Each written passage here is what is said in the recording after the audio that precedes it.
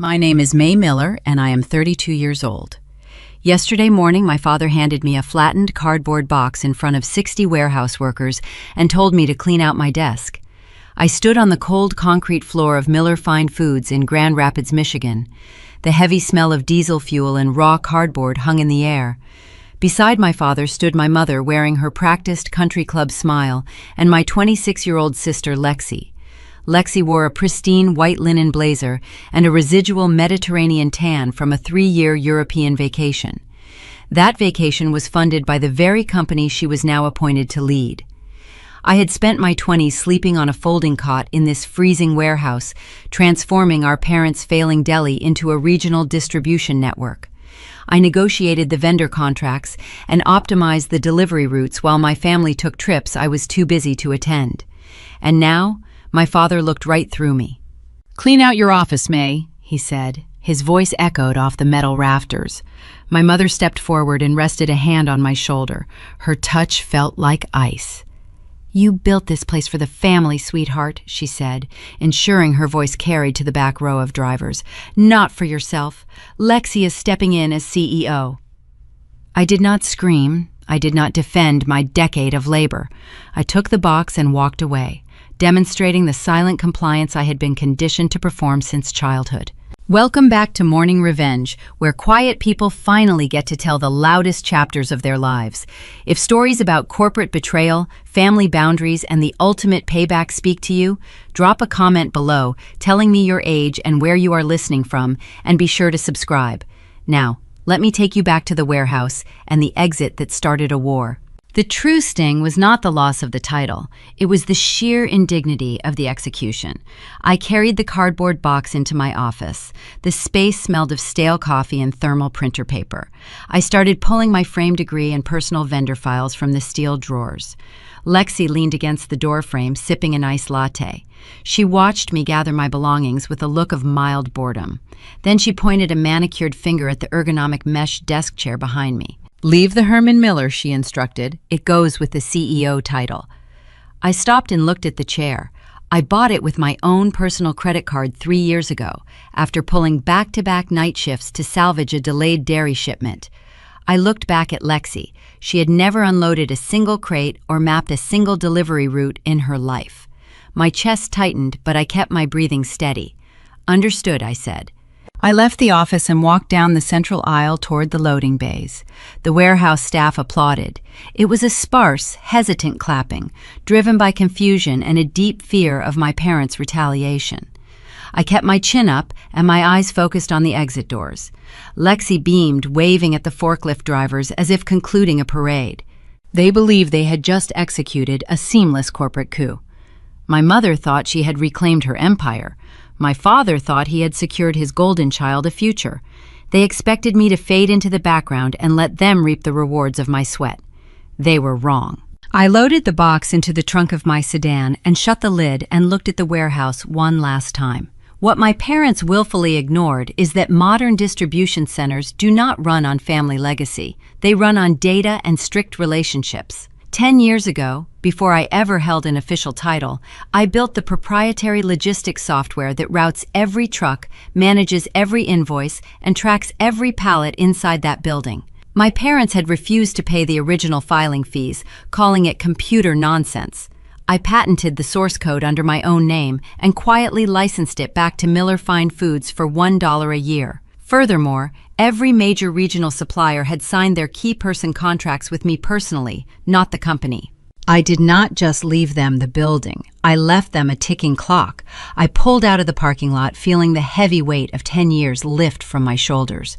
The trap was set, and by tomorrow morning, the alarm was scheduled to ring. I woke up before my alarm sounded. My body was hardwired to the unforgiving rhythm of the regional logistics industry.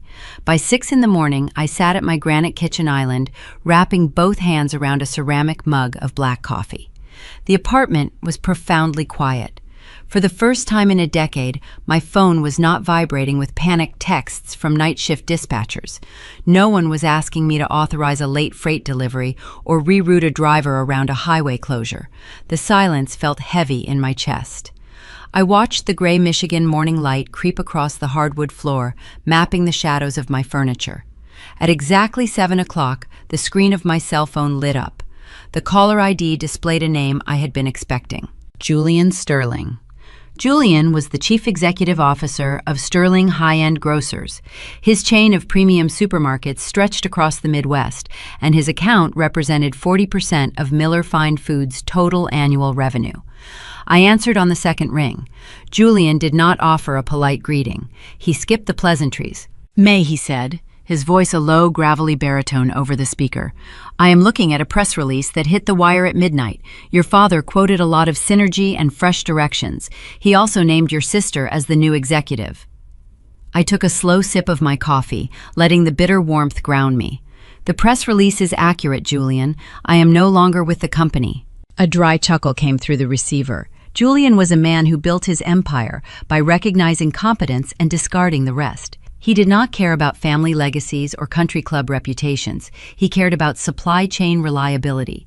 I give them 3 days before the loading docks catch fire, he said. Now down to business. I need the routing number for your new LLC. My legal team is ready to draft the transfer. The public believed I was a discarded daughter walking away with nothing but a cardboard box. They had no idea I had spent the last 4 months preparing a lifeboat. Julian and I had quietly secured a private equity backer late in the summer. We both saw the writing on the wall. My parents were bleeding their own company dry with their lifestyle expenses, drawing out capital to fund vacations and luxury car leases. Julian refused to let his grocery empire rely on a sinking ship. He trusted me because 2 years ago, during a historic blizzard, I slept in the warehouse for 4 days to ensure his Thanksgiving turkeys reached the shelves. He knew my parents were figureheads. I will have the articles of organization filed and the banking details routed to your office by noon, I told him. Excellent, Julian replied. Do not drag your feet, May. I want my inventory insulated from your family before the end of the week. He hung up without another word. The first domino had fallen. I opened my laptop and began typing the federal tax identification forms. My keystrokes were rhythmic and precise. While I calmly built my new corporate structure on a quiet kitchen island, chaos was blooming across town. My former shift supervisor Marcus sent me a text message at 7:30. He included a photo of the loading bays. Nothing was moving. Every Monday morning, Miller Fine Foods dispatched 30 refrigerated trucks across state lines. Today, the fleet sat parked in perfect, silent rows. The engines were cold. The warehouse doors were open, exposing the concrete floor to the freezing wind. The paralysis was not an accident. The logistics software I wrote governed every single aspect of that building. It generated the pick lists for the loaders, assigned the dock numbers, and calculated the optimal fuel routes based on real-time traffic data. Without my administrative credentials, the program locked into a defensive stasis. The screens on the warehouse floor displayed a gray login prompt that no one in the building could bypass. Marcus sent a second text. Your dad is pacing the floor, but he is ignoring the trucks. He is arguing with a guy in a cheap suit carrying a leather briefcase. I stared at the glowing text message. A man with a briefcase arriving at dawn was not a vendor. I knew the rhythm of the business inside and out. That was an auditor. I remembered my father brushing off a letter last week, claiming it was a minor, annoying bank audit. He tossed the envelope into the trash without opening it, spinning his car keys on his index finger to feign indifference. My stomach tightened. A commercial bank does not send field auditors at 7 in the morning for a minor discrepancy. They send them when the numbers tell a very dark story. My parents had financial secrets they were actively hiding from me. The realization that they were drowning in undisclosed debt added a cold layer of validation to my exit. Meanwhile, the new chief executive was managing her own priorities. Lexi arrived at 8 in the morning, holding a pink pastry box from an expensive downtown bakery. According to Marcus, she bypassed the stalled loading docks entirely. She walked straight into my old office and laid out a series of paint swatches across my former desk. The warehouse was bleeding thousands of dollars a minute in delayed perishable goods. Pallets of organic spinach and premium dairy were sitting on the warming docks, losing their temperature controls. Lexi was debating the merits of eggshell white versus soft cream for the walls. Marcus told me she tried to order the forklift drivers to load the trucks manually, using paper manifests from last year. The drivers simply stared at her. Manual loading without weight distribution data would cause the trucks to fail highway inspection scales. Lexi stormed back into the office, slamming the door and leaving the staff to stand around in the cold. At 9 o'clock, my phone buzzed again. I let it go to voicemail. 2 minutes later, I tapped the screen and held the speaker to my ear. Lexi sounded out of breath, but her tone dripped with the arrogant entitlement of a woman who believed the world existed to serve her convenience. May she began, her voice clipped and high. "We are trying to get the morning trucks out and the computers are frozen. The warehouse guys are standing around doing nothing and giving me attitude. Mom said you probably changed the passwords before you left to be vindictive. You need to stop being petty and fix the Wi-Fi immediately. I have a contractor coming in an hour to measure for new carpets and I cannot deal with this tech issue right now. Call me back and walk me through the router reset." I lowered the phone and placed it flat on the granite counter. She actually believed the backbone of a regional distribution network was a broken internet connection. She thought decades of intricate supply chain management could be fixed by unplugging a plastic router. She had no idea the software licenses had expired the second my termination paperwork was signed. She had no idea Julian Sterling was currently drafting a termination of services letter that would gut 40% of her operating budget. She had no idea the Wi-Fi was the least of her problems. I deleted the voicemail and closed my laptop. My new company was officially registered. The bank accounts were live. I walked to the window and looked out at the bare branches of the oak trees lining my street. The cold Michigan wind rattled the glass. The internal company sabotage was amusing, but it was small scale. The real destruction was going to come from the outside. I had planted a specific legal landmine deep in the vendor contracts years ago. I knew exactly which supplier was scheduled to arrive at the county line at 10 o'clock, and I knew their legal department was about to read the fine print. To understand how a family fractures, you have to examine the foundation beneath the drywall. 10 years ago, I was 22 years old. The warehouse heater broke in early November, and my parents refused to authorize the repair bill. My breath plumed white in the freezing air of the cramped dispatch office. I slept on a canvas folding cot positioned next to the humming server rack because the exhaust fans generated a tiny fraction of warmth. My spine ached constantly from the rigid metal crossbars. I worked 80-hour weeks managing inventory spreadsheets by the dull glow of a single desk lamp, trying to secure our first foundational dairy accounts. The smell of Freon and stale coffee seeped into my clothes. I lived in a state of permanent exhaustion, calculating fuel costs and arguing with regional distributors to keep our profit margins alive. During those same freezing nights, my cell phone would vibrate with social media notifications. Lexi was spending her semester abroad on a vague journey of self-discovery. I would stare at my cracked screen, watching videos of my sister standing on the teak deck of a yacht in Ibiza, holding a crystal champagne flute. The ocean behind her glowed an unnatural turquoise.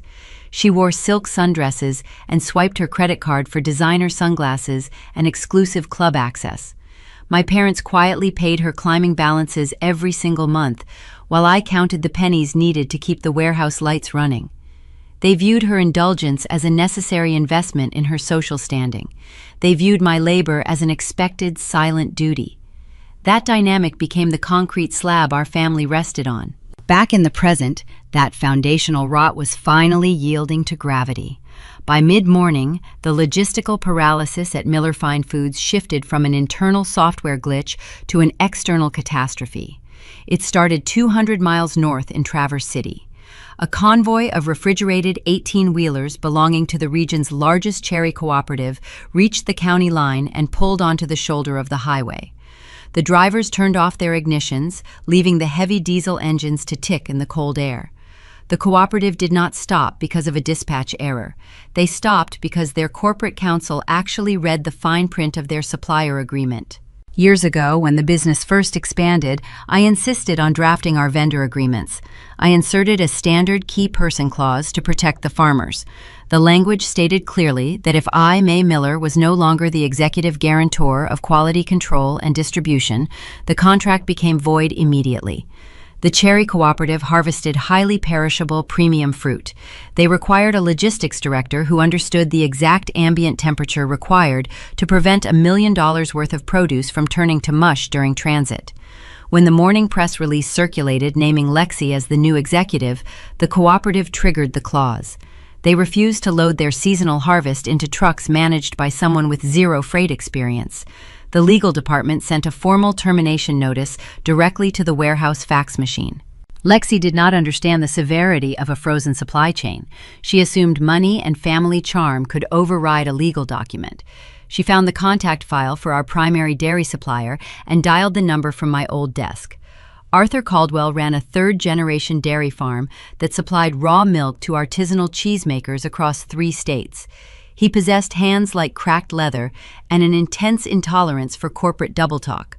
Marcus, my loyal former shift supervisor, texted me a real-time transcript of the phone call. Lexi adopted her most persuasive country club tone. She offered Arthur a temporary increase in transport rates if he released his morning shipment. She promised him a seamless transition and assured him the Miller family was committed to excellence. Arthur did not negotiate.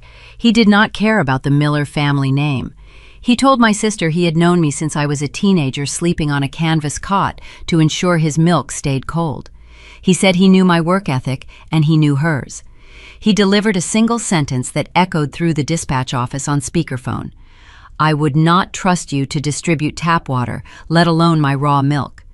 He disconnected the line without waiting for a response.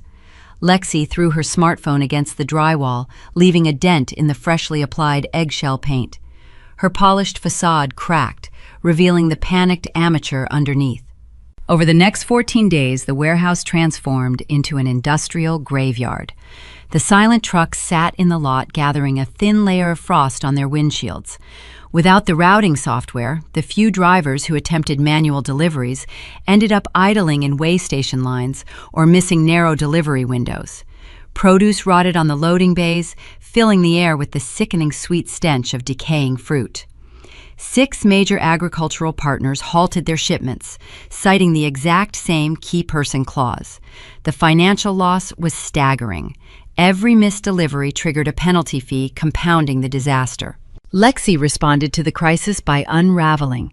She paced the concrete floor in her expensive leather boots, shouting at the remaining warehouse staff. She blamed the forklift operators for the spoiled inventory. She blamed the dispatchers for the angry phone calls from stranded drivers. She blamed everyone except the face in her mirror.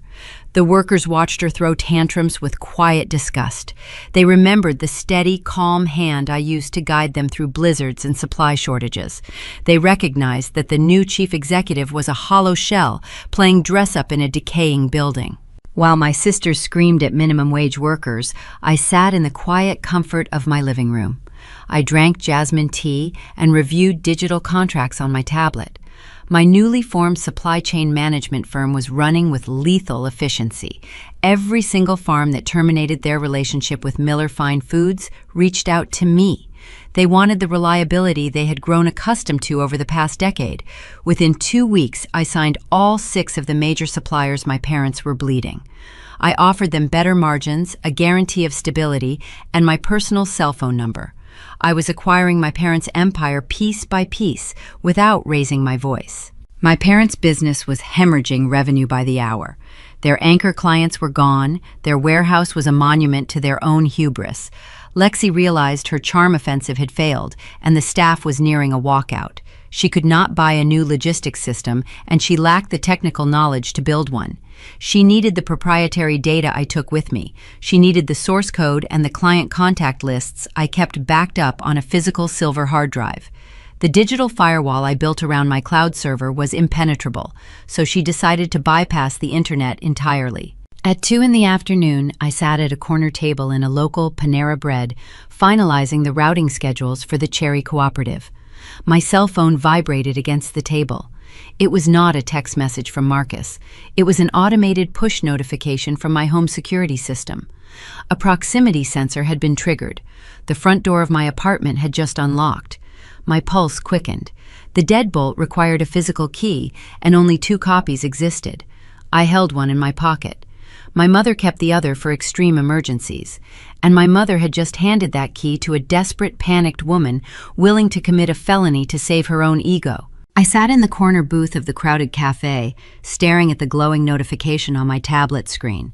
The digital text confirmed a proximity breach at my personal residence. My mother had abused her emergency privileges. She handed my apartment key to my sister, turning a fundamental family boundary into a tool for corporate espionage. I did not panic or rush toward the exit. I calmly placed my ceramic teacup on the smooth wooden table and opened the live video application connected to my living room security camera. The high-definition feed buffered for a fraction of a second before illuminating the screen. Lexi stood inside my entryway. She was breathing heavily. Her expensive silk blouse was wrinkled, and her dark hair was sticking to her forehead in disorganized strands. She looked nothing like the polished executive who had dismissed me in front of 60 employees just days prior. She looked exactly like a cornered animal. Lexi lacked the basic intelligence to execute a sophisticated cyber attack. 3 years ago, she failed out of a prominent interior design program in Chicago because she refused to learn the required computer-aided drafting software. She paid classmates to complete her digital rendering assignments until the university caught the plagiarism and quietly asked her to leave. My parents framed the expulsion as a creative difference of opinion. They financed her European vacation to soothe her injured pride. Lexi never learned how to build intricate systems. She only knew how to forcefully take things that belonged to other people. So when faced with a locked digital server, she resorted to brute force physical intrusion. I watched her tear through my home. It was a quiet and devastating moment of heartbreak. My hands trembled slightly against the edge of the cafe table. I was not shaking from fear or anger. I was experiencing the profound grief of watching my own sibling treat me like an enemy combatant. There was no hesitation in her movements. She felt entirely justified violating my personal sanctuary. She threw my velvet couch cushions onto the hardwood floor. She knocked over a potted plant, scattering dark soil across the rug. She was searching frantically for the master backup hard drive containing the client contact lists and the complex pricing algorithms that kept our family business alive. She moved into my home office, and the camera angle shifted. She began emptying the contents of my filing cabinet onto the floor. I watched her manicured fingers claw through my tax returns and old utility bills. Finally, she dropped to her knees and reached into the bottom drawer of my heavy oak desk. Her hand emerged holding a thick, silver hard drive. Lexi gasped, and a wide smile spread across her face. She held the aluminum casing up to the light as if she had just unearthed a buried treasure. She shoved the device deep into her designer handbag and ran out of my apartment, leaving the heavy front door standing wide open to the hallway. I took a slow, deep breath and closed the application on my tablet. I finished my tea, feeling a strange sense of absolute calm settling over my chest. I called my property manager and requested an immediate lock change, citing a lost key. Then I sat back and waited for the inevitable outcome. I knew exactly what Lexi was doing at that very moment. She was speeding her luxury sedan down the highway, weaving through traffic to get back to the industrial park. She believed she possessed the keys to the kingdom. She thought she could plug that silver rectangle into the administrative terminal and instantly restore the entire logistics network. She expected millions of lines of proprietary source code to populate her monitor. 20 minutes later, my former shift supervisor, Marcus, sent me a detailed text message. He reported that Lexi sprinted through the loading bays, completely ignoring the idle workers and the foul smell of rotting produce. She locked herself inside the main administrative suite and pulled the window blinds down shut. Inside the privacy of that office, Lexi connected the stolen silver drive to the master computer. I knew precisely what she was staring at because I placed that drive in the bottom drawer of my desk 5 years ago. It was a decoy, but it was also a time capsule. When Lexi opened the external drive folder, she did not find routing software or vendor manifests. She found a single portable document file resting alone on the screen. The document was titled in plain text. It was a formal letter of resignation I had drafted half a decade prior on a night I almost collapsed from walking pneumonia after unloading a delayed freight shipment alone. I never submitted the letter. I kept it as a reminder of my own worth on the days my parents treated me like a disposable asset. The document detailed the exact mathematical equation of their eventual ruin. It outlined precisely how the company would collapse without my daily intervention. It listed the specific suppliers who would immediately terminate their contracts, including the cherry cooperative and the dairy farmers. It predicted the exact timeline of the logistics failure, warning that the warehouse would paralyze within 48 hours of my departure.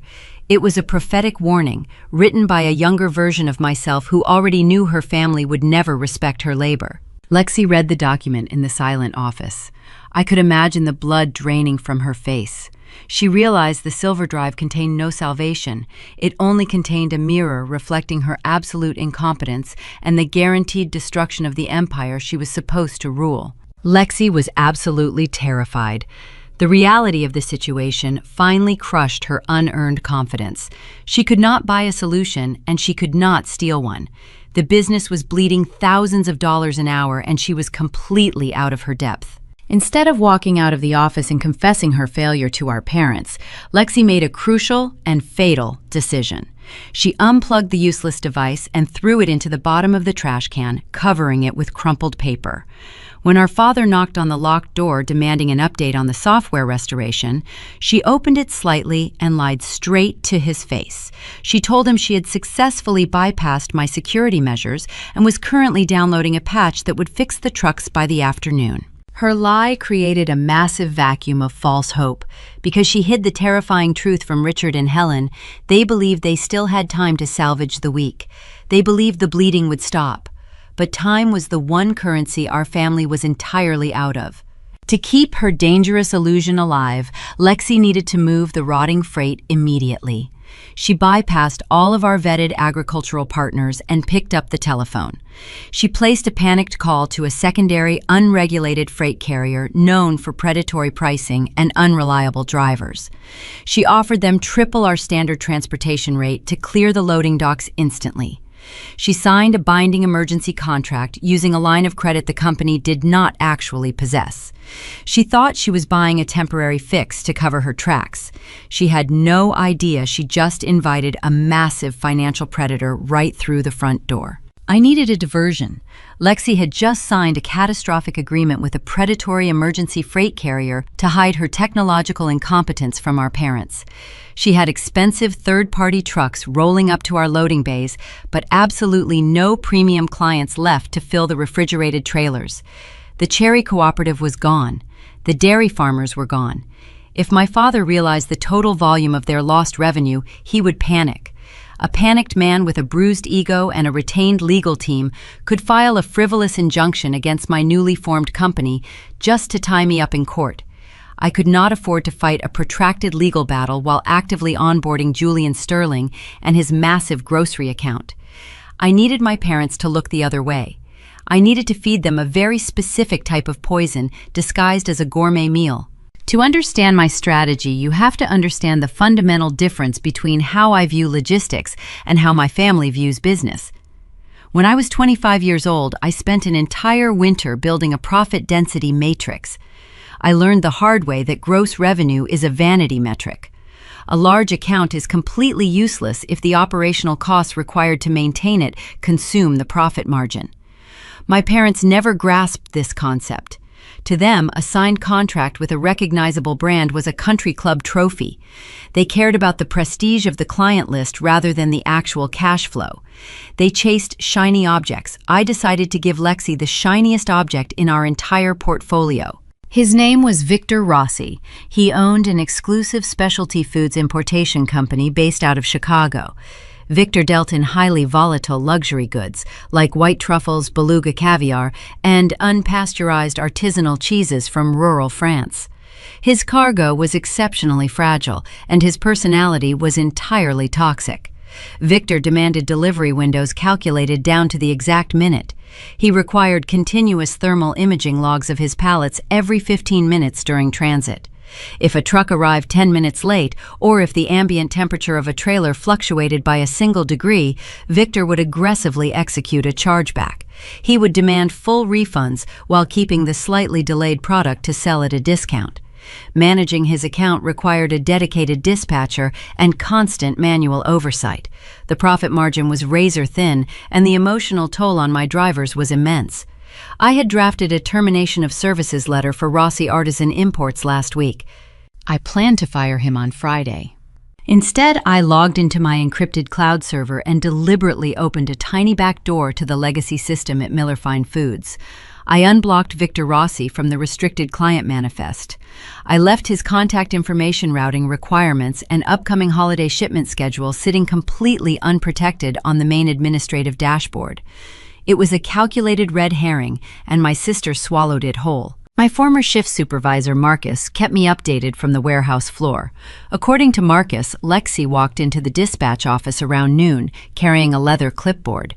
She saw the unlocked Rossi file glowing on the monitor.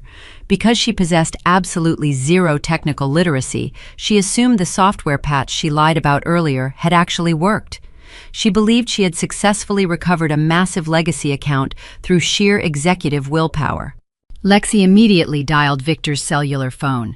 Victor had been ignoring our warehouse for 2 days because his previous emails went unanswered during the initial software blackout. He was furious and threatening litigation. Marcus listened as Lexi deployed her most aggressive and sycophantic charm. She apologized profusely, blaming a rogue former employee for the communication breakdown. To appease Victor's massive ego and secure the holiday shipment, Lexi made a fatal concession. She promised to waive all standard minimum freight fees and guaranteed expedited overnight delivery for his entire incoming load of European truffles. She signed a revised contract on the spot without consulting a single financial spreadsheet. Back at the family estate, Richard and Helen Miller were ecstatic. My mother called the warehouse landline to congratulate her golden child. My father reportedly walked onto the loading docks and announced to the remaining staff that the company was entering a bold new era of high-end distribution. They looked at the projected gross revenue of the Rossi holiday order and saw hundreds of thousands of dollars. They popped a bottle of vintage champagne in the executive suite. They celebrated Lexi as a natural corporate prodigy who was single-handedly saving the family legacy from my supposed sabotage. At 3 in the afternoon, my cellular phone vibrated against the surface of my new mahogany desk. I picked up the device and read a text message from my sister. The words dripped with unearned smugness and toxic triumph. "Looks like we do not need you after all," she wrote. "We just locked down the biggest importer in the Midwest. Enjoy your tiny little startup, May." I stared at the screen, feeling a profound sense of peace wash over my shoulders. I did not type a paragraph defending my intelligence. I did not point out that she had just signed a financial death warrant. I simply selected the generic thumbs-up emoji and hit send. Then I placed the phone face down and returned to drafting the regional expansion routes for Julian Sterling. My parents were celebrating a massive victory that was in reality accelerating their own bankruptcy. They had no idea I had just handed them a ticking time bomb. The fallout began almost immediately. Fulfilling the Rossi contract required absolute logistical perfection. Lexi had paired Victor's hypersensitive luxury cargo with the predatory, unreliable third-party freight carriers she hired the day before. It was a recipe for instant and catastrophic failure. The third-party drivers did not care about temperature logs or delicate handling. They were paid by the mile, not by the quality of the delivery. Marcus sent me a continuous stream of disastrous updates over the next 48 hours. The first shipment of imported caviar sat on a sun-baked loading dock in Illinois for 3 hours because a contracted driver took an extended lunch break. The internal temperature of the pallets spiked, destroying $50,000 worth of inventory in a single afternoon. Victor Rossi erupted. He bypassed the customer service email and called my father's personal cellular phone, screaming obscenities. He immediately executed a massive financial chargeback directly against the Miller Fine Foods operating account. Lexi panicked and tried to throw more resources at the problem. She diverted the few remaining functional refrigerated trucks away from local grocery deliveries and dedicated them entirely to Rossi. This decision caused a cascading failure across the rest of their dwindling client base. Local supermarkets canceled their weekly orders when their shelves remained empty. The operational cash reserves began to bleed dry at a terrifying velocity. The predatory emergency carriers submitted their daily invoices, demanding exorbitant fees for the very routes they were actively failing to complete. The Miller family was trapped in a financial black hole of their own making. Every attempt to satisfy Victor Rossi drained their remaining capital and alienated their surviving partners. They were so consumed by the daily fires of the toxic asset that they completely stopped paying attention to me. They stopped looking for the missing software. They stopped trying to poach my new clients. They were too busy drowning to notice that I was standing on dry land, building an empire out of the bricks they had discarded. By the end of the week, my independent fleet was fully operational. The Sterling high-end grocer's account was integrated perfectly into my new cloud-based routing system. My drivers were happy, well compensated, and operating with pristine efficiency. I had isolated my family in a containment zone of their own hubris. But the final collapse was not going to come from a spoiled shipment of truffles. The real destruction was waiting quietly in the background, monitoring the sudden chaotic movement of capital. Commercial banks employ automated algorithms to detect unusual spending patterns in corporate accounts. When massive chargebacks from furious importers collide with exorbitant daily invoices from predatory freight companies, the software flags the account for critical review. My parents believed their primary threat was a disgruntled daughter. They were entirely unprepared for the reality that a team of forensic accountants had just frozen their entire line of credit without warning. The illusion of my sister's competence disintegrated much faster than I anticipated. By Thursday evening, the toxic weight of the Rossi importation account had severely fractured the fragile reality my parents constructed. They could no longer pretend the warehouse was functioning. The local supermarkets officially canceled their remaining orders.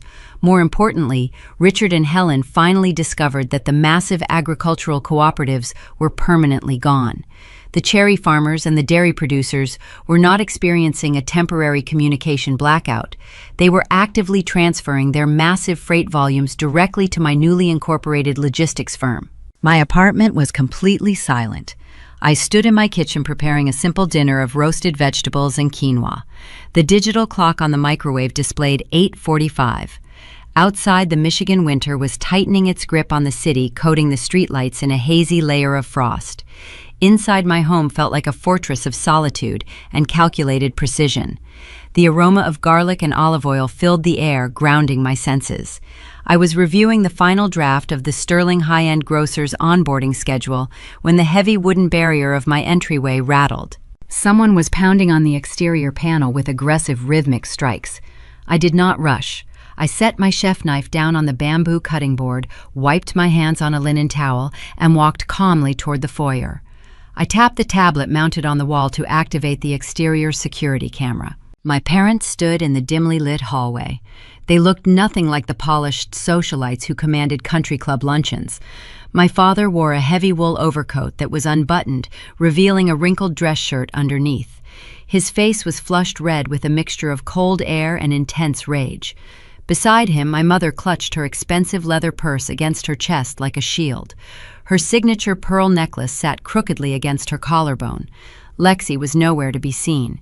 They had left their golden child behind to clean up the rotting produce while they came to neutralize the perceived threat. I disengaged the deadbolt and pulled the door open, leaving the chain unhooked. I did not invite them inside. Helen pushed her way forward, stopping just inches from the threshold. Her voice, normally a carefully modulated instrument of passive aggression, shattered into a shrill accusation. "You are destroying this family," she hissed her breath, pluming in the drafty corridor. "We gave you everything, and you repay us with corporate sabotage? You stole Arthur Caldwell and the produce contracts out of pure malicious jealousy, because you could not handle your younger sibling taking her rightful place." I observed her frantic energy without absorbing any of her manufactured panic. I shifted my gaze to my father. He was standing slightly behind her right shoulder. His right hand was raised near his waist. His index finger was twirling a silver keyring in tight, rapid circles. The metal keys clinked together, producing a sharp, metallic rhythm. That tiny gesture was the most revealing detail in the entire hallway. Growing up, I learned to read my father's physical tells long before I understood his words. Whenever he was in absolute control of a situation, his hands remained perfectly still, resting casually in his pockets or folded across his chest. He only spun his car keys when the ground beneath him was collapsing. He did it 20 years ago when his first neighborhood deli faced foreclosure. He did it 5 years ago when the regional tax authority audited the warehouse for payroll discrepancies. The rapid spinning meant he possessed no leverage, and he was terrified. Richard stopped the metallic twirling and reached inside his coat pocket. He pulled out a folded piece of thick stationery and thrust it toward my chest. "Take it," he commanded, his tone attempting to project a hollow authority. I accepted the paper. It was printed on the official Miller Fine Foods letterhead. The document was titled "Cease and Desist." I scanned the paragraphs, absorbing the poorly constructed legal jargon. The text accused my new enterprise of tortious interference and demanded I immediately halt all communication with their former vendors. Attached to the second page was a retroactive non-compete agreement. It included a blank signature line waiting for my ink. They were demanding I sign away my right to work in the regional logistics industry for the next 5 years. The sheer audacity of the demand was almost impressive. They were hemorrhaging capital trying to satisfy the impossible demands of the Rossi account while their core business evaporated. Instead of fixing their own operational failures, they believed they could simply intimidate me into submission. They thought they could command the ocean to stop rising by waving a piece of paper. I carefully folded the document along its original creases. I held it out and placed it gently back into my father's trembling hand. "I am not signing that," I stated, my tone perfectly level. Helen gasped, clutching her purse tighter. "You will sign it, May, or we will sue you into absolute oblivion. We will drag you through federal court until you are bankrupt. You have zero right to steal the empire we built." I looked directly into my mother's eyes. The streetlights outside cast long shadows across her face, highlighting the deep lines of stress forming around her mouth. "5 days ago, you stood in front of 60 employees and handed me a flattened cardboard box," I reminded her. "You told the entire warehouse that I built the distribution network for the family and not for myself. You explicitly stated my services were no longer required." "I am simply following your instructions, Helen." I left the building. My father stepped forward, trying to bridge the physical distance between us. "We are taking you to court first thing tomorrow morning, May. You cannot legally solicit our clients. That is a direct violation of executive protocol." My chest remained completely still. I did not raise my voice or match their escalating hysteria. The American legal system relies heavily on documented employment conditions, Richard. In order to enforce a non-compete agreement, an employer must require the worker to sign the contract during their active tenure. Usually, that signature is accompanied by financial consideration or a severance package. I paused, letting the cold reality of the situation settle over them. "You forgot to have me sign one. During my 10 years of service, you never bothered to formalize my employment contract because you preferred to pay me a fraction of a standard executive salary.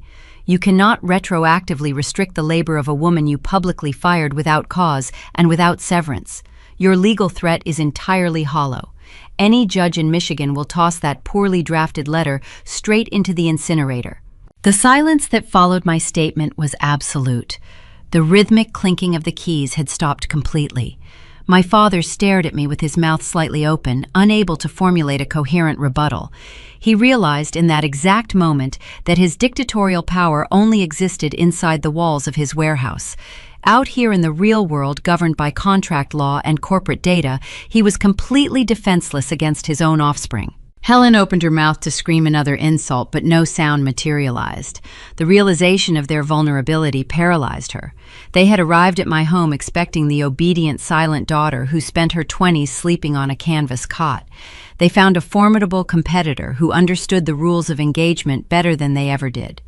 "If you step foot on my property again, I will have you arrested for criminal trespassing," I stated quietly. "Good night." I closed the heavy wooden door, shutting the deadbolt with a solid click. I stood in the foyer, listening to their heavy footsteps retreating down the hallway toward the elevator. The silence of my exile was officially broken. The Cold War was over, and open warfare had commenced. They believed they were leaving to hire a more aggressive law firm. They thought they could find a ruthless attorney willing to bully me into returning the agricultural contracts. They were completely oblivious to the fact that civil litigation requires massive amounts of liquid capital. Legal retainers cost tens of thousands of dollars paid up front.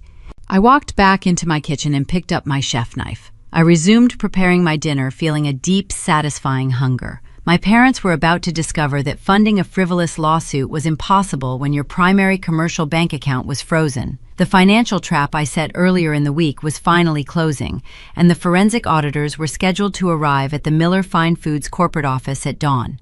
I drove through the streets of Grand Rapids shortly after sunrise. The sky was a pale, bruised purple, signaling an approaching winter storm. I navigated my sedan away from the industrial warehouse district and steered toward the towering glass structures of the downtown financial sector. For the past decade, my morning routine consisted of breathing diesel fumes and arguing with exhausted forklift operators. Today, I wore a tailored charcoal blazer and leather heels that clicked sharply against the pavement. I walked through the revolving doors of my commercial bank, feeling a strange sense of absolute clarity. The chaotic confrontation with my parents the previous night had severed my last emotional tether. I was no longer a discarded daughter playing defense. I was a corporate executive executing a flawless transition.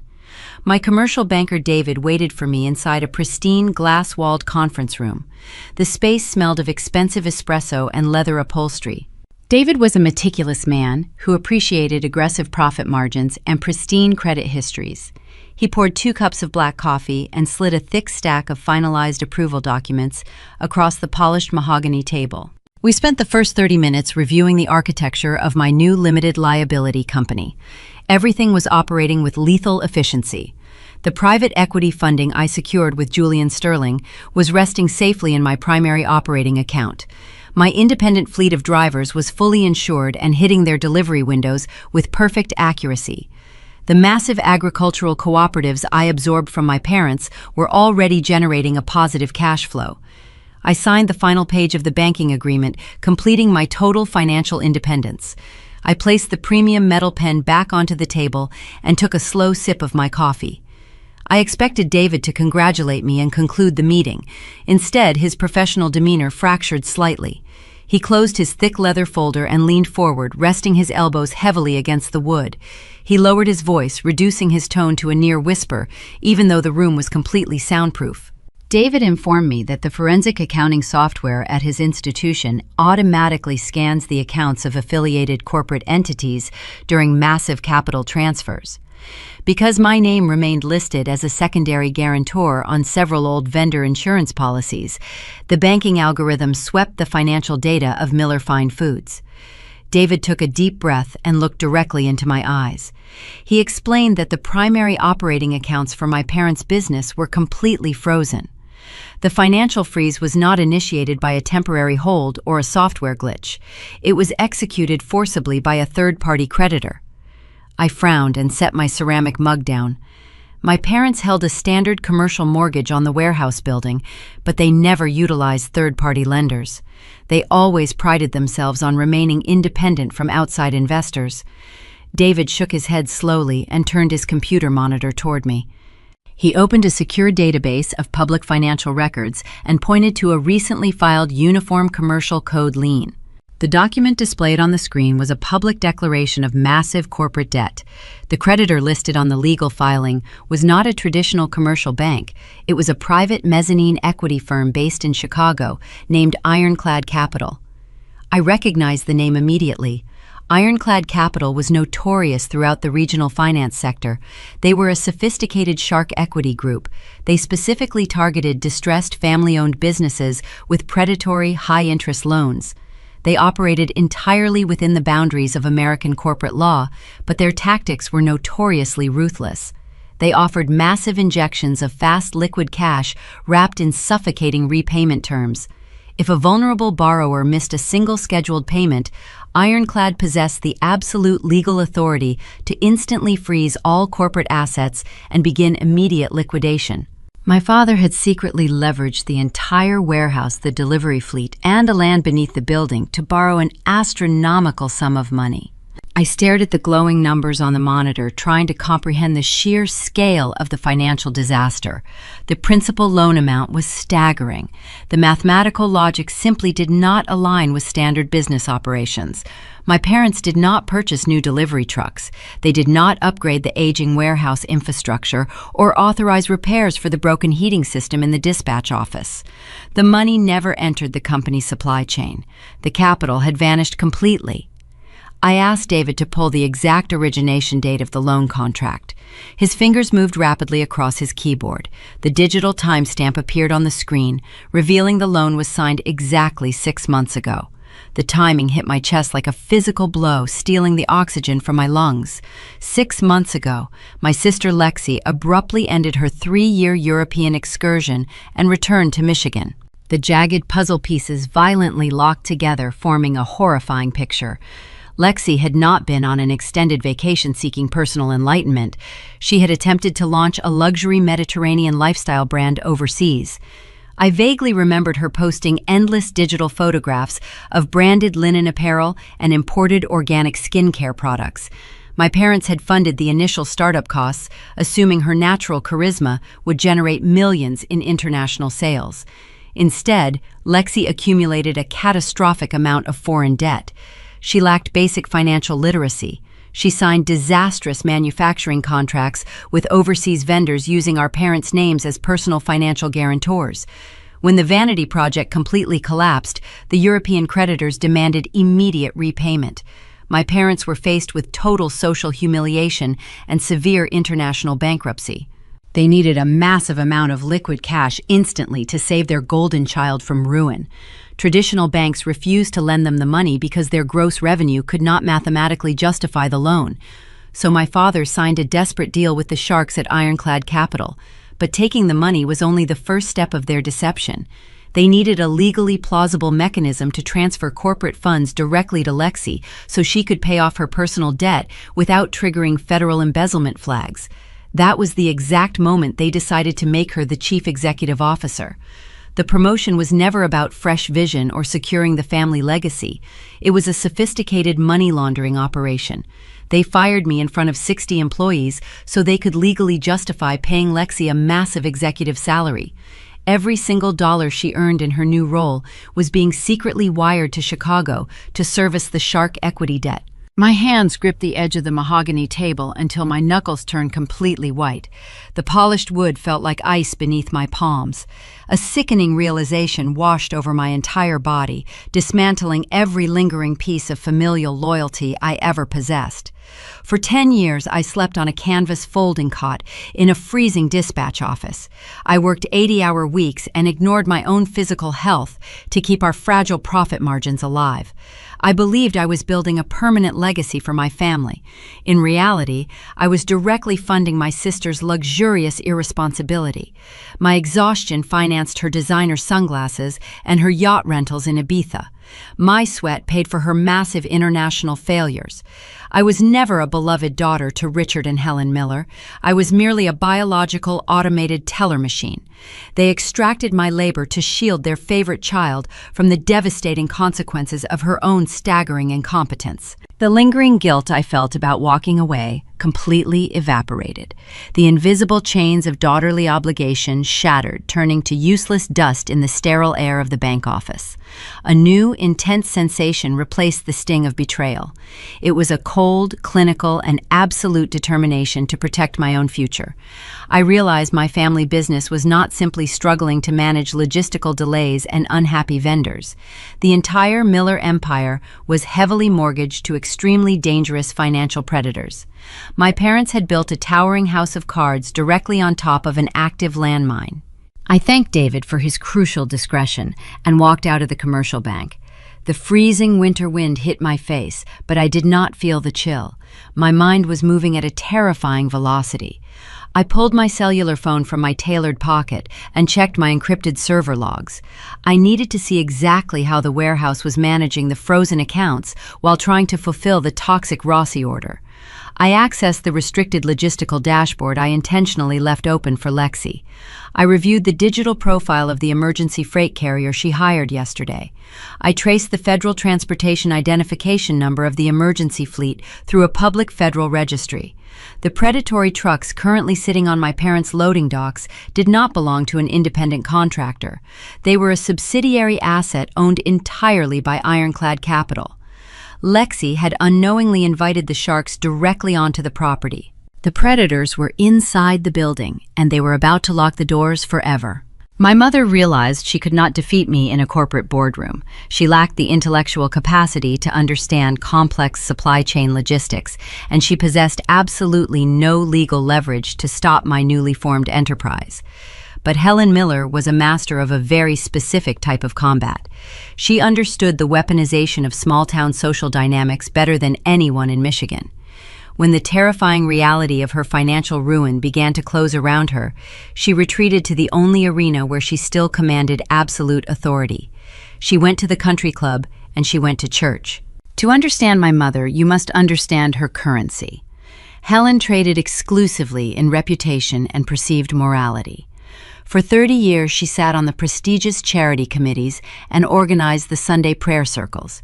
She cultivated a pristine image of the perfect matriarch leading a prosperous local empire. When that image threatened to shatter under the weight of massive debt, she decided to control the blast radius by painting a target squarely on my back. The smear campaign was executed with terrifying precision. Helen began planting the seeds of destruction during a Tuesday morning women auxiliary brunch. She sat at a table draped in pristine white linen, surrounded by crystal water goblets and silver cutlery. She waited until the plates were cleared before manufacturing her devastating narrative. She dabbed the corners of her eyes with a cloth napkin, producing a highly convincing display of maternal sorrow. She told the prominent wives of local business owners that I had not resigned gracefully. She claimed she and my father were forced to terminate my employment because I had been quietly embezzling operational funds from the family accounts for the past 4 years. She painted me as a greedy, vindictive daughter who stole proprietary data to fund my own selfish ambitions while leaving the family business completely paralyzed. The lies did not stop at financial theft.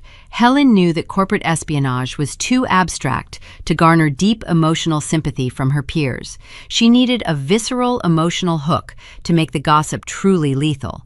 So she targeted the perceived vulnerability of my father. Richard Miller suffered from a minor case of seasonal arthritis in his left knee. It was a condition easily managed with over-the-counter medication and occasional physical therapy. My mother deliberately transformed that minor joint stiffness into a severe degenerative illness.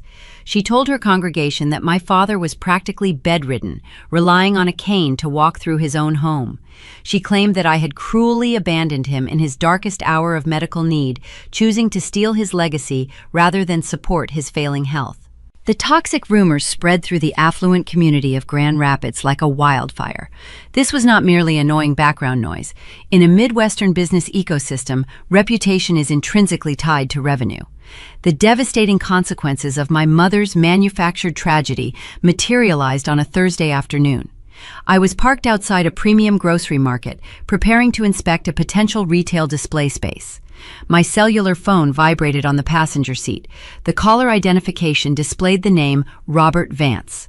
Robert owned Vance Organic Farms. He was a secondary conservative client who distributed high-end root vegetables, heirloom carrots, and specialty potatoes to boutique grocers.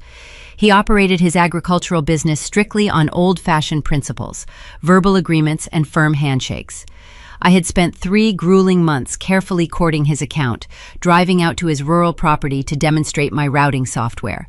He had officially transferred his logistics contract to my new firm just 5 days ago. I answered the call, expecting a routine discussion about weekend delivery schedules and temperature requirements for a new harvest. Robert did not offer a polite greeting. His voice was rigid and laced with profound disappointment. He informed me that he and his wife had attended a charity gala the previous evening. They shared a table with several vocal members of my mother's congregation. Robert stated very clearly that he could not associate his family farm with someone capable of elder abuse and corporate theft. I tried to interrupt and explain the reality of the ironclad capital debt. I tried to tell him about Lexi and her disastrous European bankruptcy. Robert refused to listen to a single word of my defense. He told me that character is the only currency that matters in agricultural business. He stated that where there is smoke, there is usually a raging fire. He formally canceled our logistics agreement, effective immediately, and promised to advise his fellow farmers to avoid my services. He hung up the phone abruptly, leaving me sitting in the deafening silence of my vehicle. The pebble of professional loss hit me with an astonishing amount of kinetic force. Vance Organic Farms was not my largest account financially, but losing it validated the sheer destructive power of my mother's venom. It proved that her lies could actively manipulate my revenue stream. I sat in the driver's seat staring blankly through the windshield at the gray asphalt parking lot. A suffocating, heavy wave of social isolation pressed down on my chest, making it difficult to draw a full breath. For the first time since my unceremonious termination, I felt genuinely and entirely alone. The people I grew up around, the community I served faithfully for 10 years, were actively cheering for my destruction based on a completely fabricated story. My hands gripped the cold leather steering wheel until my joints ached and my knuckles turned stark white. My pulse hammered a frantic rhythm in my ears, drowning out the ambient noise of the passing traffic. Every single survival instinct in my body screamed at me to retaliate. My tablet was resting in my leather bag on the floorboard. I possessed the downloaded forensic accounting documents proving the existence of the predatory shark equity loan. I had the digital receipts of my sister's catastrophic overseas spending. I could easily open a social media application and broadcast the absolute truth to the entire city. I could expose Richard and Helen Miller as massive frauds, heavily mortgaged to dangerous creditors.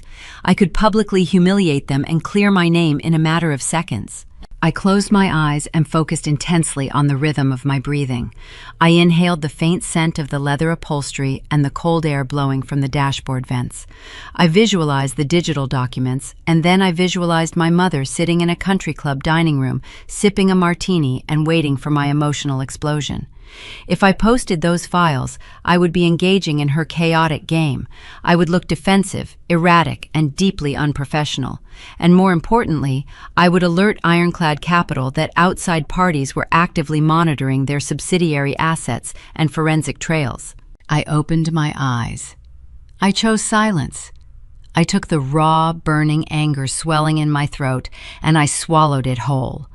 I compartmentalized the sting of the gossip and the loss of the Vance account. I locked the emotional pain inside a mental vault and converted the residual energy into pure clinical ambition. My mother could have the country club. She could win the battle of public opinion among people who did not matter to my bottom line. I was going to win the actual war. I shifted my sedan into drive and pulled aggressively out of the grocery store parking lot. I did not drive back to my apartment to wallow in my isolation or draft a defensive public statement. I steered my vehicle directly toward the towering corporate headquarters of Sterling High-End Grocers. Julian Sterling was expecting me for a final comprehensive review of our expanding Midwest distribution network. Julian did not attend Sunday services with my mother, and he did not care about local socialite gossip circulating through affluent dining rooms.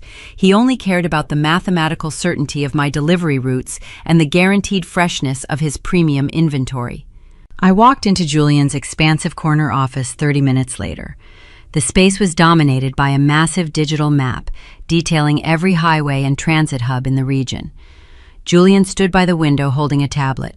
He looked up as I entered and noted the intense focus in my posture.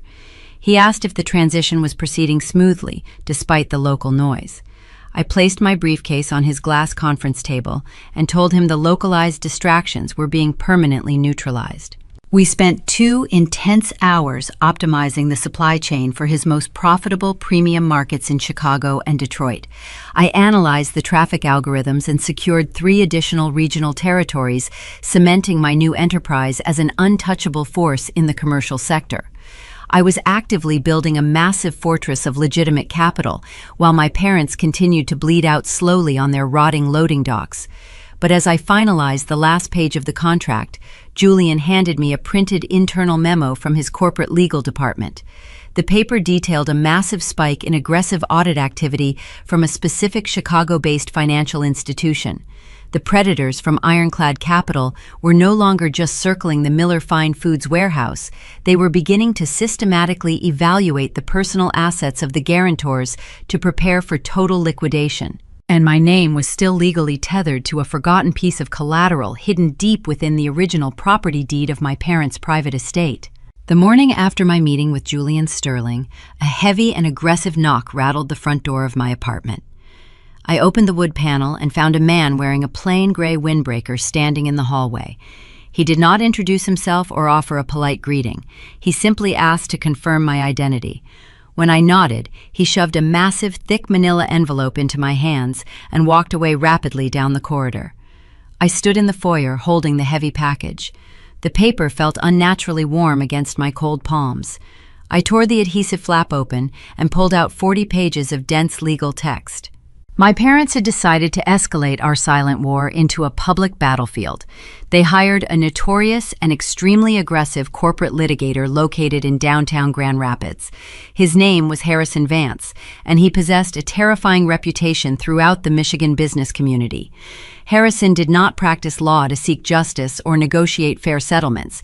He practiced law to completely obliterate small startup companies on behalf of wealthy, established corporations. He utilized a strategy of overwhelming financial shock and awe. He would bury his opponents in endless, frivolous motions until their legal defense funds evaporated, forcing them into submission.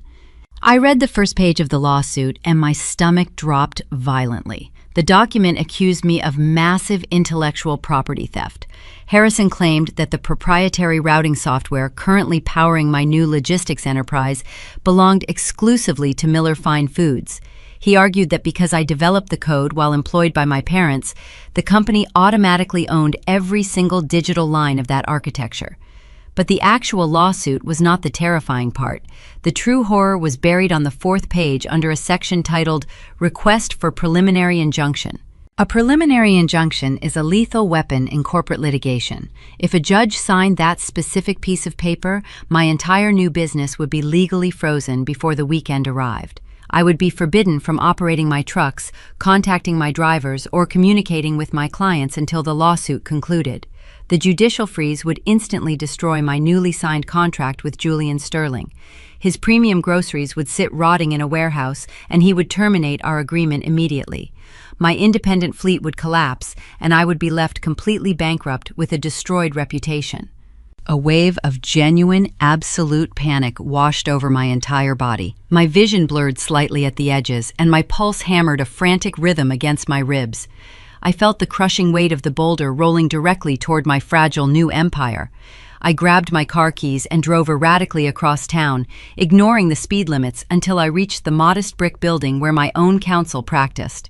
My attorney was named Thomas, and he was the diametric opposite of the shark my parents hired. Thomas was a meticulous, unassuming man in his late 60s who favored faded tweed jackets and drank copious amounts of green tea. He operated a quiet boutique firm specializing in contract law and patent defense. I rushed into his office and dropped the massive stack of hostile documents directly onto his wooden desk. I paced the floor of his office, breathing heavily while he calmly adjusted his reading glasses and began scanning the 40-page threat. I expected Thomas to share my intense anxiety. I expected him to immediately begin drafting a frantic emergency defense motion to stop the injunction.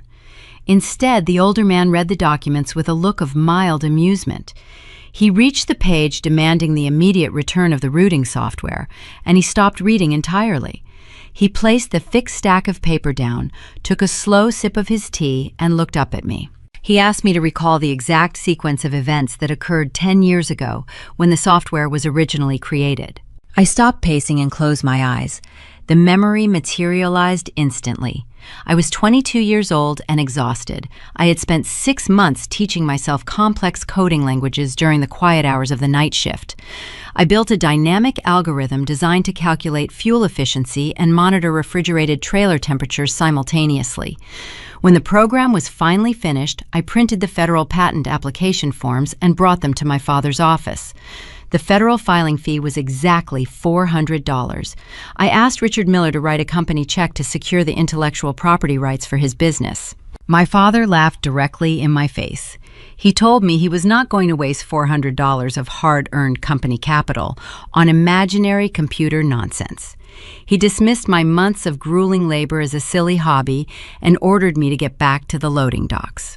I opened my eyes and looked at Thomas. I told him what my father said. I told him that I refused to let my creation remain unprotected because my parents explicitly rejected the technology. I took $400 out of my own meager personal savings account. I mailed the application to the Federal Patent Office myself. Thomas smiled. It was a small, highly satisfied smile. He stood up and walked over to a heavy metal filing cabinet in the corner of his office. He pulled open the bottom drawer and extracted a thin gray folder containing the original incorporation documents for my logistics algorithms. He placed the folder on his desk and opened it. There, resting at the very top of the file, was the pebble that would completely shatter my parents' expensive legal strategy. It was a single signature line on a standard federal copyright certificate. The document proved unequivocally that E. May Miller was the sole independent creator and exclusive owner of the logistics source code. But the trap was even deeper than simple ownership. Thomas flipped to the second page of the file. It was a highly specific corporate licensing agreement I had drafted a decade ago. I had quietly leased the software back to Miller Fine Foods for the humiliating price of $1 single a year. My parents never read the paperwork I handed them during a busy holiday rush. They simply signed the bottom line, assuming it was standard vendor bureaucracy. They legally acknowledged my independent ownership 10 years prior. Thomas did not draft a 40-page response. He did not engage in a frantic legal battle of attrition. He simply opened a blank document on his computer and typed a single page. The response informed Harrison Vance that his clients had actively lied to him regarding the ownership of the corporate assets. Thomas attached a digital copy of the federal patent and the signed $1 licensing agreement. Furthermore, Thomas included a devastating counter-notification. He informed the shark lawyer that because Miller Fine Foods had fired the owner of the software and failed to renew the licensing fee, their continued unauthorized use of the algorithms constituted massive intellectual property infringement. Thomas demanded that my parents immediately cease using my code or face federal prosecution for digital theft. We faxed the single page directly to the downtown corporate office of Harrison Vance. I sat in the leather guest chair and waited. I imagined the scene unfolding across the city. Harrison Vance was a ruthless predator, but he was not a fool. He built his lucrative career by bullying weak targets with valid legal claims. When the fax machine on his desk printed our response, he would realize instantly that he was completely outmatched. He would realize that Richard and Helen Miller had perjured themselves during their initial consultation by claiming they owned assets they actually leased. More importantly, Harrison operated on a strict contingency and retainer model. He expected to drain his clients' bank accounts to fund his aggressive tactics. When he realized that my parents were not only guilty of federal intellectual property theft, but also completely broke due to the frozen commercial accounts, his reaction would be explosive. A shark does not protect a bleeding client. A shark cuts its losses and swims away. Exactly 45 minutes after we sent the fax, the telephone on Thomas' desk rang. The lawyer answered it and placed the receiver on speakerphone. Harrison Vance was on the other end of the line. His previously aggressive and condescending tone was completely gone, replaced by a cold, furious professionalism. He stated clearly that he was formally withdrawing his representation of Miller Fine Foods effective immediately. He promised he would not file the preliminary injunction, and he abruptly terminated the call. The 40-page lawsuit was instantly rendered completely worthless. I had successfully navigated the legal minefield without spending a single dollar on defense litigation. I felt a massive surge of adrenaline and profound satisfaction. I defeated their most vicious attack by relying on the meticulous groundwork I laid a decade ago. I thanked Thomas and walked out of his office feeling utterly invincible. The winter sun was finally breaking through the heavy cloud cover, casting a bright, cold light across the city. I unlocked my sedan and sat in the driver's seat, breathing easily for the first time in a week. My parents were completely exposed. They had no clients, they had no software, and now they had absolutely no legal representation. But my victory was incredibly short-lived. As I reached forward to insert my key into the ignition, my cellular phone illuminated with an incoming email notification. The message was sent from David, my commercial banker. It was flagged with a red priority marker. I tapped the screen and opened the encrypted attachment. The email contained a digital copy of a legal notice filed just minutes ago in the county courthouse. Ironclad Capital was officially initiating the total liquidation of the Miller Fine Foods warehouse, but they were not stopping at the commercial property. Because my parents had lost their legal counsel, the predatory equity firm moved aggressively to secure all outstanding collateral. The document explicitly named the private family estate as the secondary asset slated for immediate seizure. And buried in the complex financial jargon was a horrifying mechanism designed to trap the secondary guarantor. If my parents defaulted on the estate foreclosure, Ironclad possessed the legal right to liquidate any new corporate entities registered under my Social Security number to satisfy the remaining debt. My parents' failure was about to become my absolute ruin. I stared at the digital foreclosure notice glowing on my phone screen. Ironclad Capital was moving to liquidate the family estate and attempting to drag my new company down with them. I immediately dialed Thomas. My attorney answered on the first ring. He listened to my rapid explanation of the secondary guarantor clause and chuckled his signature dry laugh. He explained that because my parents publicly terminated my employment without a formal severance agreement, they inadvertently severed my legal ties to their future liabilities. Under Michigan corporate law, a fired employee cannot be held responsible for debt acquired after their forced exit. Thomas promised to file a protective motion before noon, entirely shielding my personal assets from the Chicago Sharks. My parents were officially on their own. With the legal firewall permanently erected, I turned my absolute focus toward the most critical operational day of my career. It was the first major independent rollout of the season. Julian Sterling had entrusted my new fleet with distributing his premium holiday inventory across 4 Midwestern states.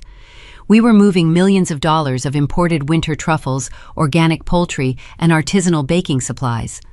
The logistical choreography required flawless execution. I leased a temporary dispatch hub on the outskirts of the city and spent the morning monitoring the global positioning systems on my tablet. The space smelled of fresh asphalt and strong black coffee. 50 heavy refrigerated trucks were humming down the interstate, executing their routes perfectly. I was finally operating entirely on my own terms, without the suffocating weight of my family. Lexi, however, refused to accept her total defeat. She was trapped inside a dying warehouse, surrounded by rotting produce and a massive impending foreclosure. Denied legal recourse after her expensive lawyer abandoned ship, she resorted to absolute crude sabotage. She knew she could not beat my software algorithms. She knew she could not win back the premium agricultural vendors. So she decided to attack the physical backbone of my enterprise. She targeted my drivers. Earl was one of my veteran operators. He was a towering man with 30 years of highway experience and a profound disrespect for corporate incompetence. He drove for my parents for a decade before I hired him away. At 2 in the afternoon, Earl pulled his massive Peterbilt 18-wheeler into a sprawling commercial truck stop off Interstate 96 to refuel. The air was thick with the smell of diesel exhaust and freezing rain. As he stood beside the heavy fuel pumps, a sleek black luxury sedan sped into the lot and parked aggressively across 2 spaces. Lexi stepped out into the biting wind. She wore designer sunglasses and a pristine wool trench coat, looking entirely absurd against the gritty backdrop of industrial transport. She approached Earl holding a thick stack of $20 bills. She had maxed out her remaining personal credit cards, taking cash advances at an exorbitant interest rate. Lexi attempted to bribe him right there on the wet concrete. She offered Earl $2,000 in cash if he simply walked away from his rig. She told him to leave the truck parked at the pump and abandon my highly sensitive holiday shipment to spoil. She promised to hire him back at Miller Fine Foods with a substantial raise. She assumed working-class loyalty could be purchased with a handful of wrinkled bills and a condescending smile. Lexi did not understand the architecture of commercial freight. I had already secured the absolute loyalty of my fleet long before this rollout began. I did not just offer my drivers empty promises or country club charm. I provided them with comprehensive health insurance, strict union protections, and a routing schedule that actually allowed them to sleep in their own beds on the weekends. I treated them with the fundamental respect the Miller family never bothered to extend. Earl looked at the cash trembling in her manicured hands and let out a booming, genuine laugh. He did not yell or argue with her. He simply pointed a grease-stained finger toward the windshield of his truck. Mounted perfectly on the dashboard was a high-definition security camera. It was actively recording audio and video, capturing every single second of her pathetic bribery attempt. The tiny red light blinked steadily in the gray afternoon gloom. Earl informed my sister that tampering with a commercial freight shipment across state lines was a severe federal offense. He suggested she get back into her luxury sedan before he called the State Highway Patrol. Lexi stared at the blinking red camera light.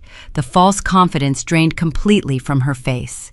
She dropped a $20 bill onto the ground, scrambled back into her vehicle, and sped away toward the highway on-ramp. 10 minutes later, my tablet chimed. Earl had transmitted the wireless dashcam footage directly to my dispatch server.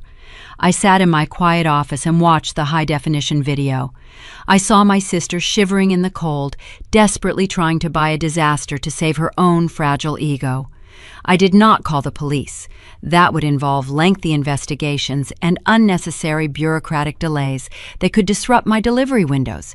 I chose a much more precise weapon. I attached the video file to a new message and typed the email addresses of both my mother and my father. I included a single sentence in the body of the message. If Lexi ever approaches my employees again, I am sending this footage directly to the Federal Department of Labor. I hit send and watched the progress bar complete the transmission. The threat of federal interference completely paralyzed them. The Department of Labor does not care about social reputations or manufactured family drama. They conduct merciless audits and issue crippling financial penalties for union intimidation and freight tampering. If federal agents initiated an investigation into Miller Fine Foods, they would immediately discover the fraudulent executive salary payments and the massive hidden loan from Ironclad Capital. Richard and Helen were terrified of drawing any government attention while they were actively drowning in unregulated debt. They realized that manipulating family dynamics does not work in the brutal reality of commercial logistics. Marcus, my former shift supervisor, texted me an hour later with a final update from their loading docks. My father had physically escorted Lexi into the administrative office and locked the door from the outside. She was officially grounded. The golden child was confined to a windowless room, forbidden from making phone calls or leaving the premises. Her sabotage attempt had completely failed, and my holiday rollout concluded as a massive, undisputed success. I spent the rest of the evening monitoring my flawless deliveries and calculating my expanding profit margins. I felt entirely untouchable. I had severed the legal ties, defeated the social smear campaign, and neutralized my sister. I was standing at the summit of the mountain I had built with my own hands. But just as I began to pack up my briefcase for the night, the primary security alarm at my temporary dispatch hub triggered a deafening siren. I looked at the external camera monitors, expecting to see a confused delivery driver arriving late or a stray animal wandering near the gates. Instead, I saw 3 unmarked black sport utility vehicles blocking the exit ramp. A team of men wearing dark suits stepped onto my asphalt, carrying heavy metal lockboxes and thick industrial bolt cutters. They were not federal agents, and they were not local police. They were the aggressive collection enforcement team from Ironclad Capital. My parents had somehow pointed the Chicago Predators directly toward my new facility, and the Sharks were looking straight into my security cameras. I stood perfectly still inside my illuminated dispatch center, watching the external security monitors. The aggressive collection team from Ironclad Capital had parked their black sport utility vehicles directly across my exit gates, blocking any potential movement. I did not panic or reach for the telephone to summon local law enforcement. I simply opened my leather briefcase and retrieved the freshly stamped judicial protective order Thomas had secured for me that very morning. I pushed open the heavy glass door and walked out into the freezing night air. The lead enforcer stepped forward, holding a massive pair of heavy steel bolt cutters. He demanded I surrender the keys to the facility immediately. I did not speak a single word. I simply handed him the crisp legal document. He pulled a heavy tactical flashlight from his utility belt and illuminated the paper. He read the official signature of the county judge, confirming my independent logistics enterprise was permanently and legally severed from the Miller family liabilities. He realized instantly that my parents had deliberately lied to his firm. Richard and Helen had pointed the Chicago Predators toward a legally untouchable target, simply to buy themselves a few extra hours of survival. The enforcer lowered his flashlight and stared at me with a look of silent professional respect. He tossed the document back into my hands, ordered his men to return to their vehicles, and drove away to seize the actual real estate owned by my parents. The absolute final threat to my independence vanished completely into the dark winter sky. The calendar rapidly and aggressively shifted toward late November. It was the week before Thanksgiving. Within the American food supply industry, this specific time frame is a brutal and unforgiving pressure cooker. It separates competent freight operations from catastrophic failures. Every single domestic supermarket chain relies entirely on perfectly synchronized deliveries of seasonal poultry, fresh cranberries, and holiday baking essentials. Thanksgiving is the anchor of the entire fourth quarter profit strategy for these retailers. A single delayed shipment can easily cost a retail brand millions of dollars in lost consumer revenue and permanently destroy customer loyalty. Shoppers who cannot find a fresh centerpiece for their dining table will abandon their entire grocery cart and go to a competitor. While my independent fleet hummed flawlessly across the interstate highways, the rotting internal infrastructure of Miller Fine Foods finally buckled under the immense seasonal weight. Lexi was entirely incapable of managing intricate delivery schedules without my proprietary routing algorithms. She attempted to rely on manual spreadsheets and outdated dry erase boards. She completely lacked the fundamental spatial awareness required to balance refrigerated trailer temperatures against mandatory driver resting periods dictated by federal transportation law. Her profound incompetence manifested in a spectacular and irreversible catastrophe. She was tasked with routing 3 massive transport rigs filled entirely with premium organic heritage turkeys destined for Julian Sterling. These birds were strictly temperature-controlled, extremely expensive, and heavily pre-ordered by wealthy suburban families who expected absolute culinary perfection. Lexi made a critical mathematical error regarding the transit timeline. She scheduled the drivers to arrive at a primary distribution center that was officially closed for a scheduled long weekend maintenance upgrade. A seasoned logistics manager would have immediately recognized the mistake, absorbed the financial penalty, and rerouted the freight to a secondary cold storage facility. But my sister panicked. She was terrified of looking foolish in front of our father. Instead of fixing the problem, she ordered the drivers to park the fully loaded trailers on a deserted loading dock on the edge of town and commanded them to turn off their engines to save diesel fuel. She hid the manifest paperwork deep inside her desk drawer, hoping to quietly move the inventory on Monday morning before anyone noticed. The turkeys sat in the unseasonably warm Michigan sun for 48 hours. Julian Sterling did not wait for Monday. When his flagship grocery stores reported empty poultry displays on Saturday morning, he initiated an emergency trace using the global positioning chips embedded in the original shipping manifests. He bypassed his own supply chain managers and drove his personal vehicle directly to the Miller Fine Foods warehouse complex. The scene he discovered upon arrival was completely apocalyptic. Blood and melted ice actively leaked from the rear doors of the parked trailers, pooling onto the cracked concrete in thick, dark puddles.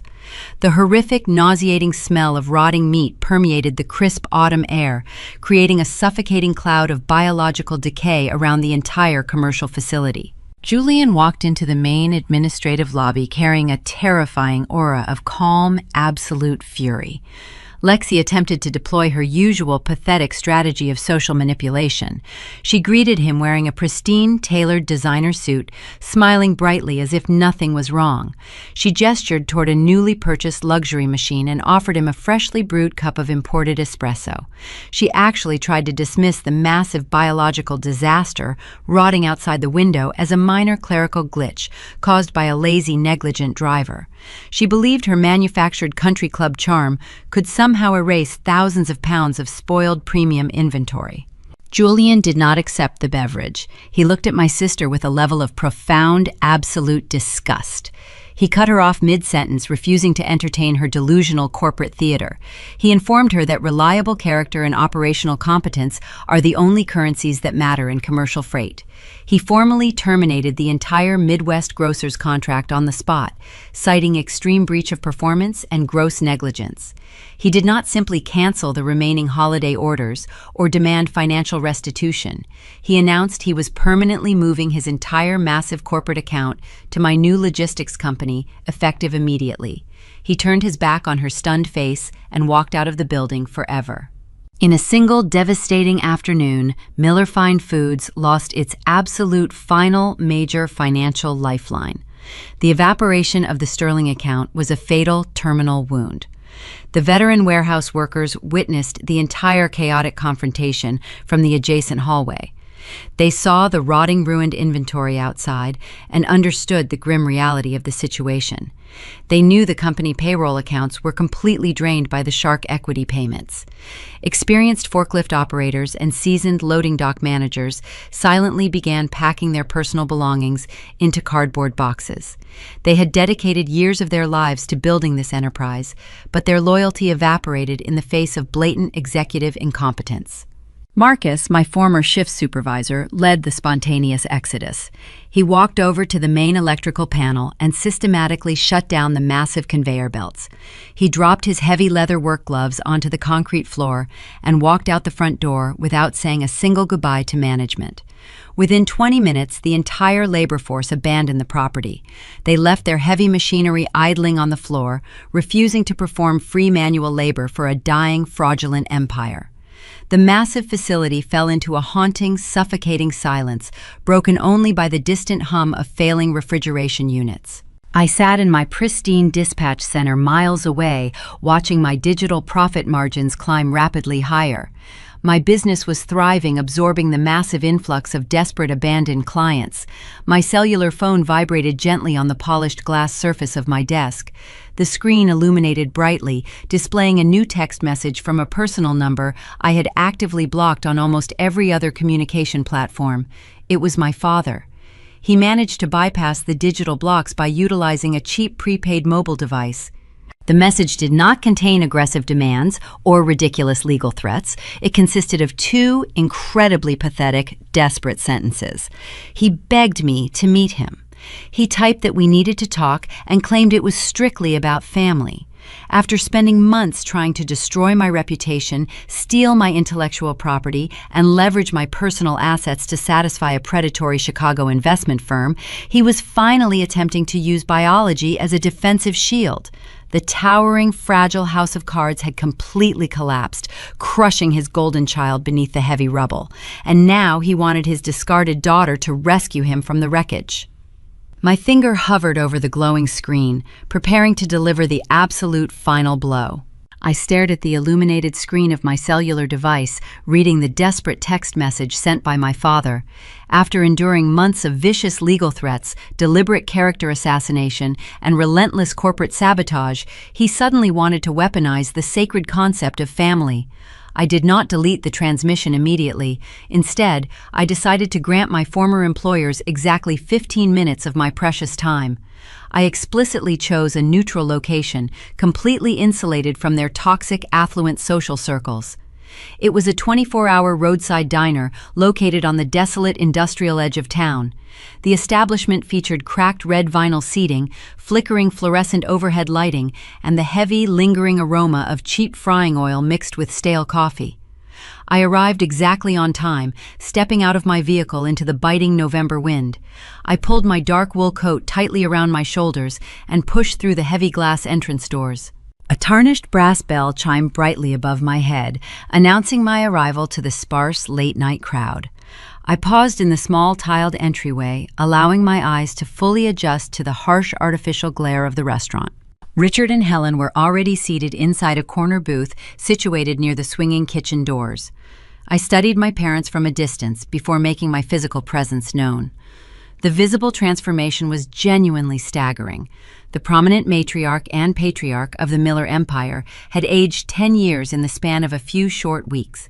The towering, unwavering arrogance that usually defined their posture had completely evaporated, leaving behind a hollow, fragile shell. My father wore a deeply wrinkled dress shirt, notably lacking his customary expensive silk tie. His shoulders slumped heavily forward under an invisible crushing weight, and his fingers trembled visibly as he gripped a thick ceramic mug. My mother lacked her immaculate country club grooming and precise cosmetic application. Her posture appeared incredibly rigid and frantic. She continuously scanned the greasy linoleum floor, looking exactly like a trapped animal cornered by invisible, dangerous predators. The catastrophic loss of the massive Sterling distribution account, combined with the sudden total labor strike, had finally shattered their grand illusions of invincibility. They were actively bleeding out on the commercial battlefield, and the Chicago equity sharks were aggressively circling the dark water. I navigated silently through the narrow aisles of empty tables and slid into the cold vinyl seat directly opposite them. I did not remove my heavy winter coat or offer any semblance of a warm, polite greeting. An exhausted waitress approached our table, holding a stained glass carafe, but I waved her away decisively, declining any warm beverages. I placed my bare hands flat onto the scratched formica surface and waited in absolute punishing silence. My father cleared his throat loudly, attempting to summon his former authoritative baritone voice. The resulting sound emerged thin, raspy, and entirely unconvincing. He immediately launched into a rambling, disorganized monologue regarding the unpredictable, volatile nature of commercial logistics and the highly unfortunate mistakes occasionally made by inexperienced junior managers. He deliberately avoided mentioning Lexi by name, steadfastly refusing to assign direct accountability to his favorite child. He spoke vaguely about seasonal supply chain disruptions and unexpected temporary cash flow shortages. I maintained strict, unbroken eye contact, refusing to offer any sympathetic nods or verbal validation to his pathetic string of lies. When the vague corporate excuses completely failed to provoke an emotional reaction from me, my mother abruptly commandeered the conversation. She leaned aggressively across the small table, attempting to project a synthetic aura of deep maternal warmth. She presented their ultimate desperate proposition. Helen formally offered me the grand title of Co-Chief Executive Officer of Miller Fine Foods. She spoke the fabricated title aloud as if she were bestowing a rare historical knighthood upon a lowly servant. She proposed that we officially combine our respective logistical resources.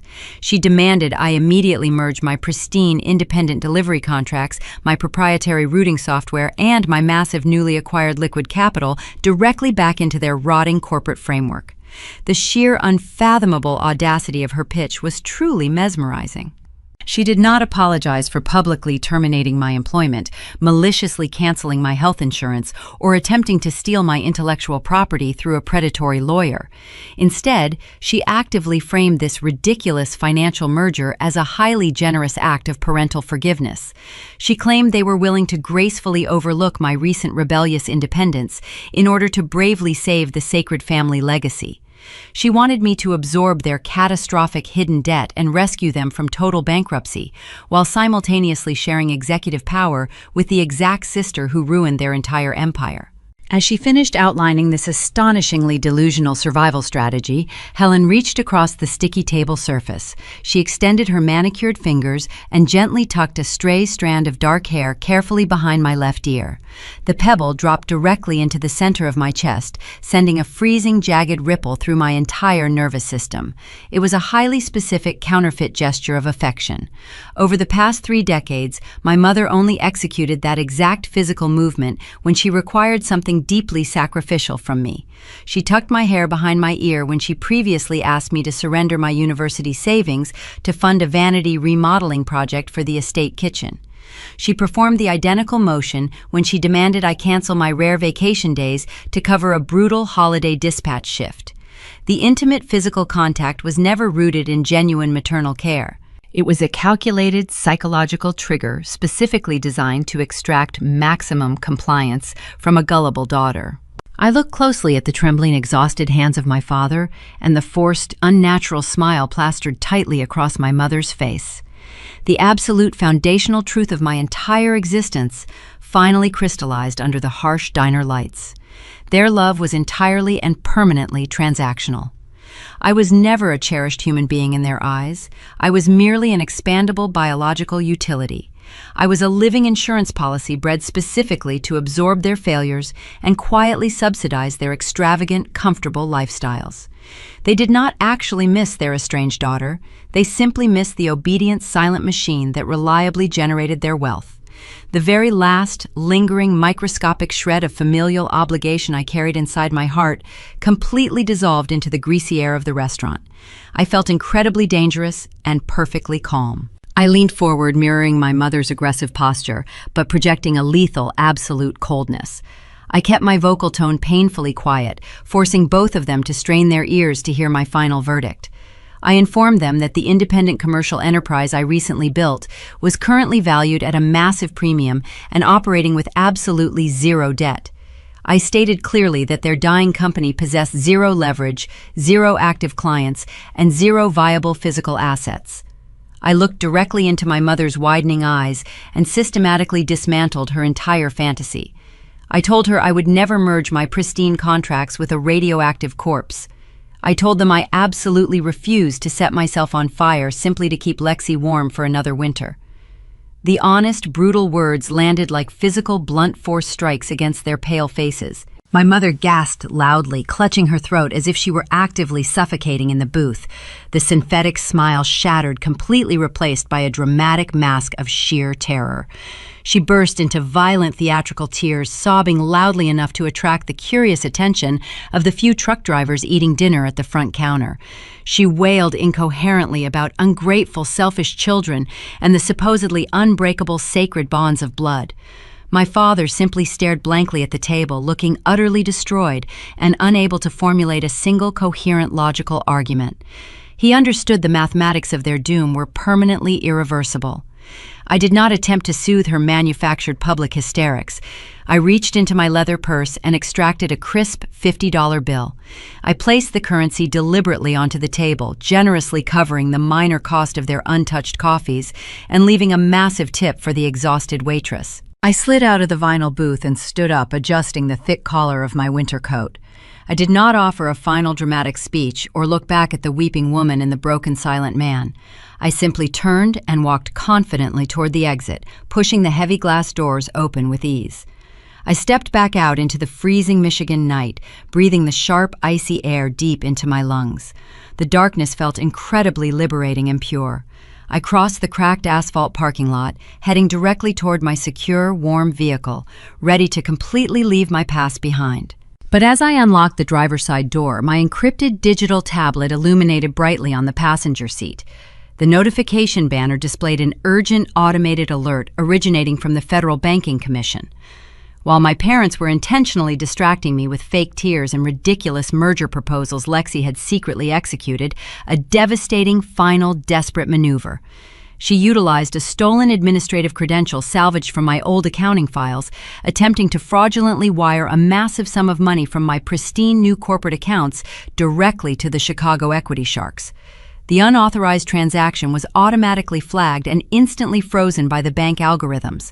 However, the sheer massive velocity of the attempted wire transfer triggered a mandatory immediate lock on every single financial asset bearing my personal identification number. The desperate cornered rats had just forcefully dragged my flawless independent empire into the volatile center of a massive federal fraud investigation. I sat inside the freezing cabin of my vehicle, staring at the glowing notification on my encrypted tablet. The Federal Banking Commission possessed the unquestionable authority to paralyze any commercial enterprise instantly. Lexi had deployed a stolen digital credential to initiate a staggering fraudulent wire transfer.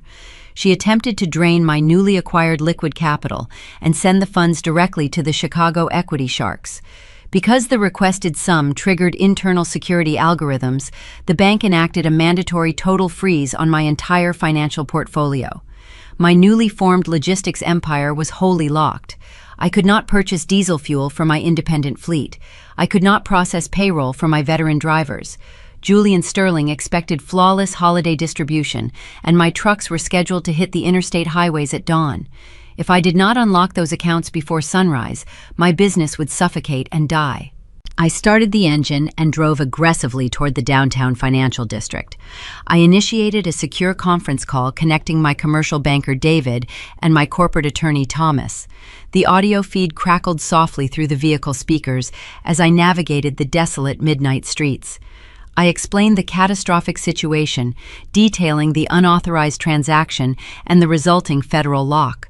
David possessed high-level administrative access to the banking servers. He bypassed standard customer service protocols and dove directly into the raw back-end transaction logs. Thomas listened carefully, processing the legal ramifications of the attempted theft. He informed me that unauthorized access to a commercial banking network constituted a severe federal felony. The crime escalated dramatically because Lexi attempted to wire the stolen funds across state lines to a recognized predatory financial institution. David typed furiously on his keyboard. The sound of rapid keystrokes echoed through the digital connection. He needed to find the exact origin point of the fraudulent request to prove my innocence. My sister possessed a master's degree in marketing, but she lacked fundamental technical literacy. She wrongly assumed that utilizing my old stolen username would thoroughly mask her identity. She did not comprehend that modern banking systems record immense amounts of metadata. David isolated the Internet Protocol address used to initiate the transfer. He cross-referenced the numerical sequence with public utility records. Lexi did not execute the theft from a secure, anonymous location. She utilized the unencrypted wireless network located inside our parents' private estate. She left a glowing digital fingerprint pointing directly to her childhood bedroom. The mathematics of my survival were incredibly simple, but deeply brutal. Thomas explained the Federal Banking Commission required undeniable proof of external malicious activity to lift the total freeze. We could not simply submit a polite written complaint or wait for a standard internal review. The only legally recognized method to instantly unlock my corporate funds was to file a formal criminal affidavit with the Federal Bureau of Investigation. I had to officially accuse my biological sister of sprawling interstate wire fraud and identity theft. I pulled my sedan into the dark parking structure adjacent to the bank headquarters. I shifted the transmission into park and let the engine idle.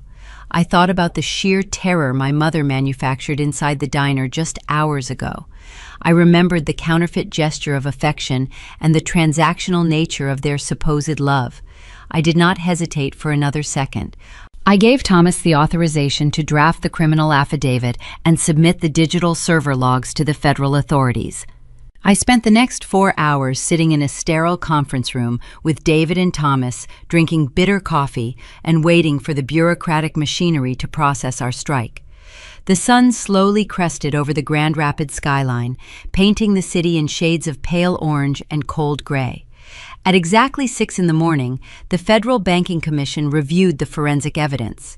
They recognized the fraudulent nature of the wire transfer and immediately nullified the transaction. The heavy digital lock restricting my accounts vanished. My liquid capital was fully restored. I authorized the immediate release of funds to purchase thousands of gallons of diesel fuel. I watched my encrypted tablet as the global positioning chips inside my fleet began moving simultaneously. The critical Thanksgiving rollout proceeded flawlessly.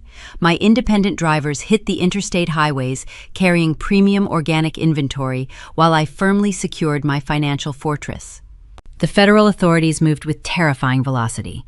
Wire fraud involving substantial sums of money and predatory equity firms triggers an immediate aggressive response from law enforcement. I did not drive back to my apartment to sleep. I drove my vehicle toward the affluent suburban neighborhood where I was raised. I parked my car 3 blocks away from my parents' estate, concealing my presence behind a thick row of towering pine trees. I watched the consequences of my sister's profound hubris unfold in real time. 3 dark armored vehicles belonging to the Federal Bureau arrived at the property. Heavily armed agents wearing tactical vests swarmed the pristine manicured lawn. They did not knock politely or request a convenient meeting. They breached the heavy oak front door and flooded the interior of the mansion. Through the large bay windows, I observed the chaotic scene playing out inside the luxurious living room. My mother was utterly hysterical, waving her arms frantically while agents systematically confiscated personal computers and digital tablets. My father stood frozen in the center of the room, looking entirely helpless as his carefully constructed illusion of wealth was violently dismantled by federal investigators. And then they brought Lexi outside. The golden child was not wearing designer sunglasses or projecting country club arrogance. She wore plain gray sweatpants, and her hands were heavily restrained behind her back with thick steel cuffs. Two stern agents escorted her down the wide brick driveway and placed her into the rear compartment of an armored vehicle. She attempted to manipulate the commercial freight industry, and she ultimately triggered her own devastating destruction. The doors slammed shut, echoing loudly across the quiet, affluent neighborhood. I watched the federal convoy drive away, carrying my sister toward a grim concrete holding cell. A strange sense of hollow vindication washed over my exhausted body.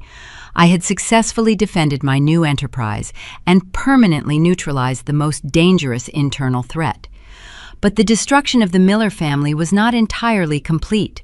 My cellular phone vibrated, pulling my attention away from the raided estate. The caller identification displayed the private Chicago number belonging to Ironclad Capital. The predatory equity firm possessed vast intelligence networks, and they had already received notification of the federal raid. The lead collection enforcer spoke with a terrifyingly calm voice. He informed me that because my parents were now actively implicated in a federal wire fraud investigation, Ironclad was executing the ultimate penalty clause hidden deep within their original loan contract. The Chicago Sharks realized their secret money laundering operation disguised as an executive salary was exposed. They needed to immediately sever all ties with the toxic Miller family and extract their remaining capital before federal prosecutors froze the entire estate. The enforcer stated that Ironclad Capital was bypassing standard foreclosure procedures. They utilized a ruthless, expedited commercial legal mechanism.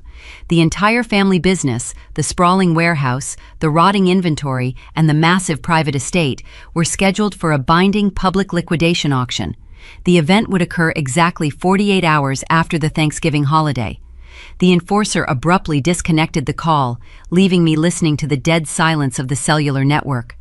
My parents had sacrificed everything to protect their favorite daughter, and now they had lost both her and their entire empire. I started my engine and drove away from the empty house, realizing I possessed the exact amount of liquid capital required to purchase the very ground they stood upon. Exactly 30 days evaporated since the bitter encounter inside the greasy roadside diner.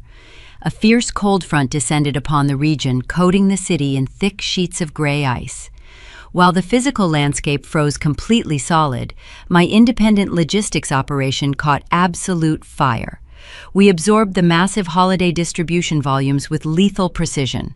My drivers executed their routes flawlessly, and my proprietary algorithms maximized profit margins beyond my most optimistic projections. The contrast between my soaring success and the deafening silence radiating from the Miller estate was incredibly stark.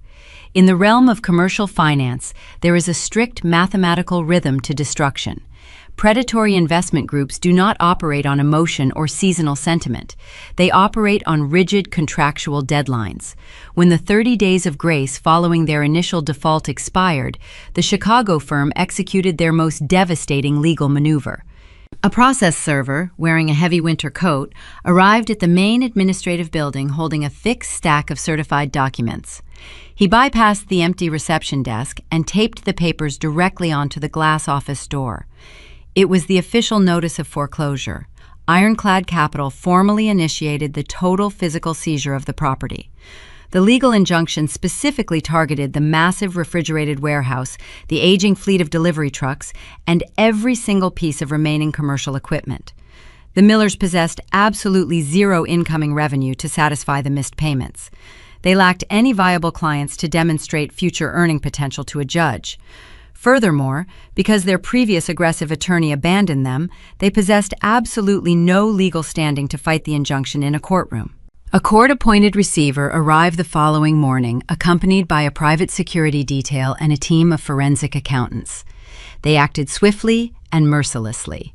The receiver systematically inventoried every pallet of abandoned produce, every forklift, and every desktop computer. They stripped the remaining dignity from the building. Heavy steel chains were wrapped tightly around the loading dock gates. The locks were permanently changed. The family legacy was officially chained shut. The true horror of their situation ran much deeper than losing a commercial building. I sat in my warm, comfortable office reviewing public property records through a secure county database. When my father originally secured the massive influx of cash to satisfy the disastrous European debts accumulated by my sister, he encountered a severe valuation gap. The aging warehouse simply did not hold enough inherent equity to cover the exorbitant sum he borrowed. To bridge that massive financial canyon, my parents made a fatal, incredibly foolish decision. They pledged their private luxury estate as secondary collateral. They tied their personal sanctuary directly to the toxic corporate loan. If the commercial liquidation failed to satisfy the principal amount, plus the staggering predatory interest rates Ironclad possessed, the absolute legal right to seize the family residence, they were trapped inside a cage built entirely by their own arrogance. Richard and Helen sat in their lavish living room, surrounded by expensive imported furniture, watching the enterprise they violently stole from me slip rapidly into hostile receivership. The protective walls of their affluent lifestyle were crumbling. Catastrophic personal bankruptcy was no longer a theoretical threat floating in the distance. It was an impending certainty rushing toward them. Lexi was noticeably absent from the entire defensive effort. Her previous manufactured bravado vanished completely when the reality of potential homelessness loomed. She caused the fatal wound, but contributed absolutely nothing to the survival strategy. This terrifying reality manifested digitally. My cellular phone became a daily repository for my father's mounting panic. Richard began leaving lengthy, pathetic voicemails. I routed his specific contact number directly to an automated recording system. I would sit at my polished desk, drinking hot green tea and listening to his deteriorating voice through a high-fidelity speaker. He completely abandoned his previous authoritative tone. He begged me to contact my commercial banker immediately. He pleaded with me to utilize my newly acquired liquid capital to purchase the toxic debt directly from the Chicago firm. To understand Richard, you must recognize his fundamental belief in inherent hierarchy. He always assumed he could command total obedience from his subordinates. He viewed me strictly as a permanent subordinate. Hearing him verbally grovel shattered the final lingering illusion of his power. He actually believed I would jeopardize my thriving, secure enterprise to save the luxury home he purchased while paying me a substandard wage for a decade. He attempted to frame the desperate request as an exclusive investment opportunity, promising to pay me back with interest once the market stabilized. It was a spectacular display of profound financial delusion. He possessed zero leverage and zero credibility, yet he still tried to negotiate from a position of imagined strength. I let every single message echo into the silent room. I refused to press the callback button. I was never going to execute a miraculous 11th-hour bailout. I spent 10 years sacrificing my physical health and mental sanity to maintain their comfortable existence. My charity was permanently exhausted. I felt a profound, icy calm settling over my conscience. I intended to let the brutal legal process consume them entirely. Instead of rescuing my betrayers, I instructed my attorney Thomas to actively monitor the foreclosure proceedings. Ironclad had absolutely no interest in managing an agricultural distribution hub in Michigan. They were a financial institution seeking fast, liquid returns. The inevitable outcome of this receivership was a massive public liquidation auction. I planned to attend that specific event in person. I wanted to stand on the auction floor and purchase the remaining valuable logistical assets at a fraction of their actual worth. I would buy the literal bones of the family empire, utilizing the exact wealth they tried to steal from me. I wanted to watch the gavel fall and legally finalize my absolute victory. I was going to absorb their territory and expand my own dominion. The narrative tension completely shifted. The core question was no longer whether the Miller family would survive the winter. Their destruction was absolute and irreversible. The new central conflict revolved around exactly how public and humiliating their ultimate downfall would become. As Thomas forwarded the official auction date to my digital calendar, a highly dangerous variable suddenly emerged. He uncovered a secondary corporate entity quietly registering for the same bidding event. This rival bidder was not a local competitor or a random real estate investor looking for a quick profit. The holding company traced directly back to Julian Sterling. Julian built his premium grocery empire by vertically integrating his supply chain. He did not simply want to rent delivery trucks forever. He possessed a ruthless appetite for physical real estate and total control. If he purchased the Miller warehouse out from under me, he could potentially cut my independent firm out of the equation entirely. He could turn my greatest victory into a sudden existential threat. My largest client and primary benefactor was secretly preparing to bid against me for the exact same territory, proving that, in the American corporate landscape, loyalty only lasts until the next profitable opportunity arises. The annual Great Lakes Food and Beverage Expo is the undisputed crown jewel of the Midwestern agricultural commerce circuit. Held inside a sprawling metallic convention center in downtown Detroit, the event serves as a glittering arena where regional fortunes are either miraculously forged or brutally dismantled. Massive crystalline chandeliers hang from vaulted ceilings, casting a warm golden glow over thousands of industry professionals. For 3 consecutive days, the massive exhibition floor transforms into a relentless theater of high-level networking. Corporate buyers negotiate multi-million-dollar supply contracts over plates of seared scallops and flutes of imported champagne. I arrived at the grand closing gala wearing a perfectly tailored emerald green evening gown. I moved through the crowded ballroom with a profound sense of absolute untouchable calm. My independent logistics firm was officially the most profitable new enterprise in the room. I held an impenetrable fortress of lucrative delivery contracts and possessed zero corporate debt. My presence commanded immediate respect from the exact same corporate executives who once actively ignored me. Despite their catastrophic public collapse, my family somehow managed to secure entry to the exclusive event. I spotted them lingering near the perimeter of a towering ice sculpture positioned by the primary cocktail bar. Their mere presence in the room defied all logical financial boundaries. The Chicago equity sharks had successfully foreclosed on their commercial warehouse, and federal investigators were actively building a massive criminal indictment against them. Yet they refused to surrender their grand illusion. I understood exactly how they managed to attend. Helen Miller possessed a pathological addiction to her perceived social standing. She viewed high society as her fundamental oxygen. To maintain the fragile facade of wealth, she undoubtedly liquidated her remaining retirement accounts simply to purchase the expensive gala tickets and secure a luxury hotel suite. They were standing on the absolute precipice of personal bankruptcy, actively drowning in debt, but pretending they were still affluent royalty. Lexi stood between our parents, holding a crystal martini glass. Her presence was even more astounding than my mother's desperate social climbing. Just a few short weeks ago, heavily armed federal agents physically dragged Lexi from the family estate and placed her in the back of an armored vehicle for committing aggressive interstate wire fraud. In the American justice system, white-collar criminals are frequently granted pretrial release if they can produce substantial collateral. Richard and Helen clearly leveraged the remaining fractional equity of their endangered private residence to secure a massive federal bail bond for their golden child. Lexi wore a shimmering silver dress, attempting to project an aura of playful innocence. She constantly scanned the crowd, desperately trying to lock eyes with wealthy investors, hoping her manufactured charm could somehow manifest a miraculous financial rescue package. She remained completely detached from the devastating reality of her impending federal trial. The low hum of 1,000 simultaneous conversations began to fade as the primary ballroom lights slowly dimmed. A powerful spotlight illuminated the massive central stage, signaling the commencement of the keynote address. The crowd shifted their collective attention toward the podium. Julian Sterling walked confidently across the elevated platform, wearing a sharp charcoal tuxedo. As the reigning titan of the regional grocery industry, Julian possessed the absolute authority to dictate market trends and crown new commercial victors. The room fell into a deep, expectant silence. Julian adjusted the microphone and began speaking about the extreme volatility of the modern supply chain.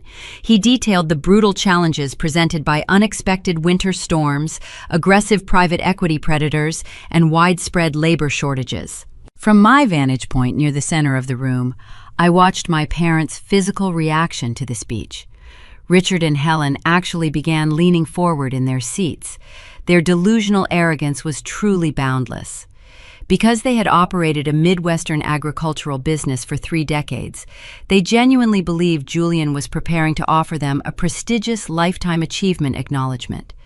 They believed he was going to publicly validate their supposed legacy and perhaps announce a generous corporate bailout to save their dying warehouse.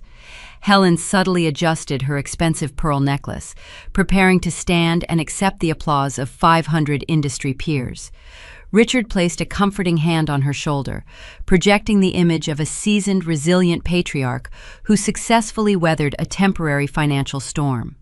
Julian did not offer them a lifeline.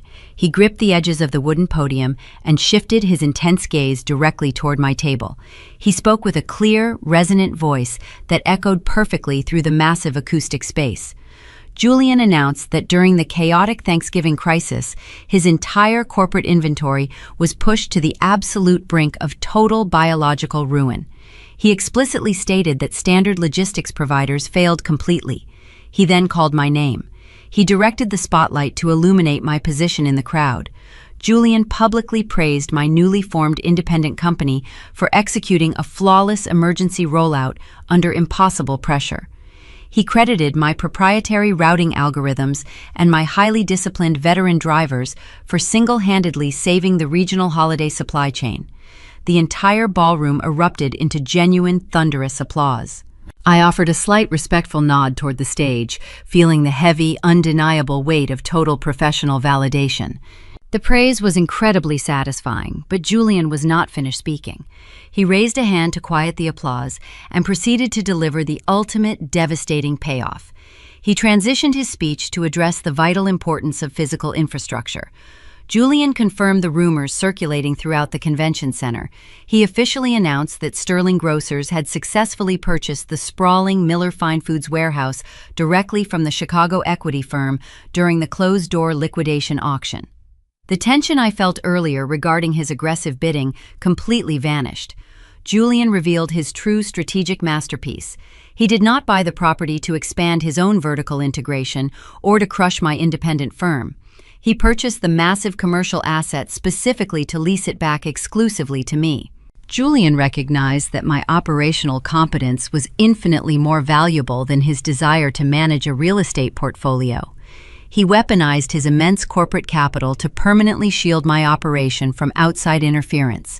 He announced a 10-year ironclad leasing agreement, guaranteeing my trucks would operate out of the upgraded facility. In a single brilliant maneuver, Julian transformed my childhood prison into my permanent, undisputed kingdom. The commercial territory my parents violently stole from me was legally and officially returned under my absolute control. The realization of total defeat finally penetrated the thick delusional armor surrounding the Miller family. The pebble dropped with catastrophic force near the edge of the room. Lexi completely lost her fragile grip on reality. The spoiled golden child who always manipulated every narrative to serve her own ego could not process the sight of my absolute public triumph. She slammed her crystal martini glass down onto the polished marble surface of the cocktail bar, shattering the fragile stem completely. Lexi threw a literal physical tantrum in the middle of the elegant ballroom. She began stomping her designer heels against the carpeted floor, screaming at the top of her lungs.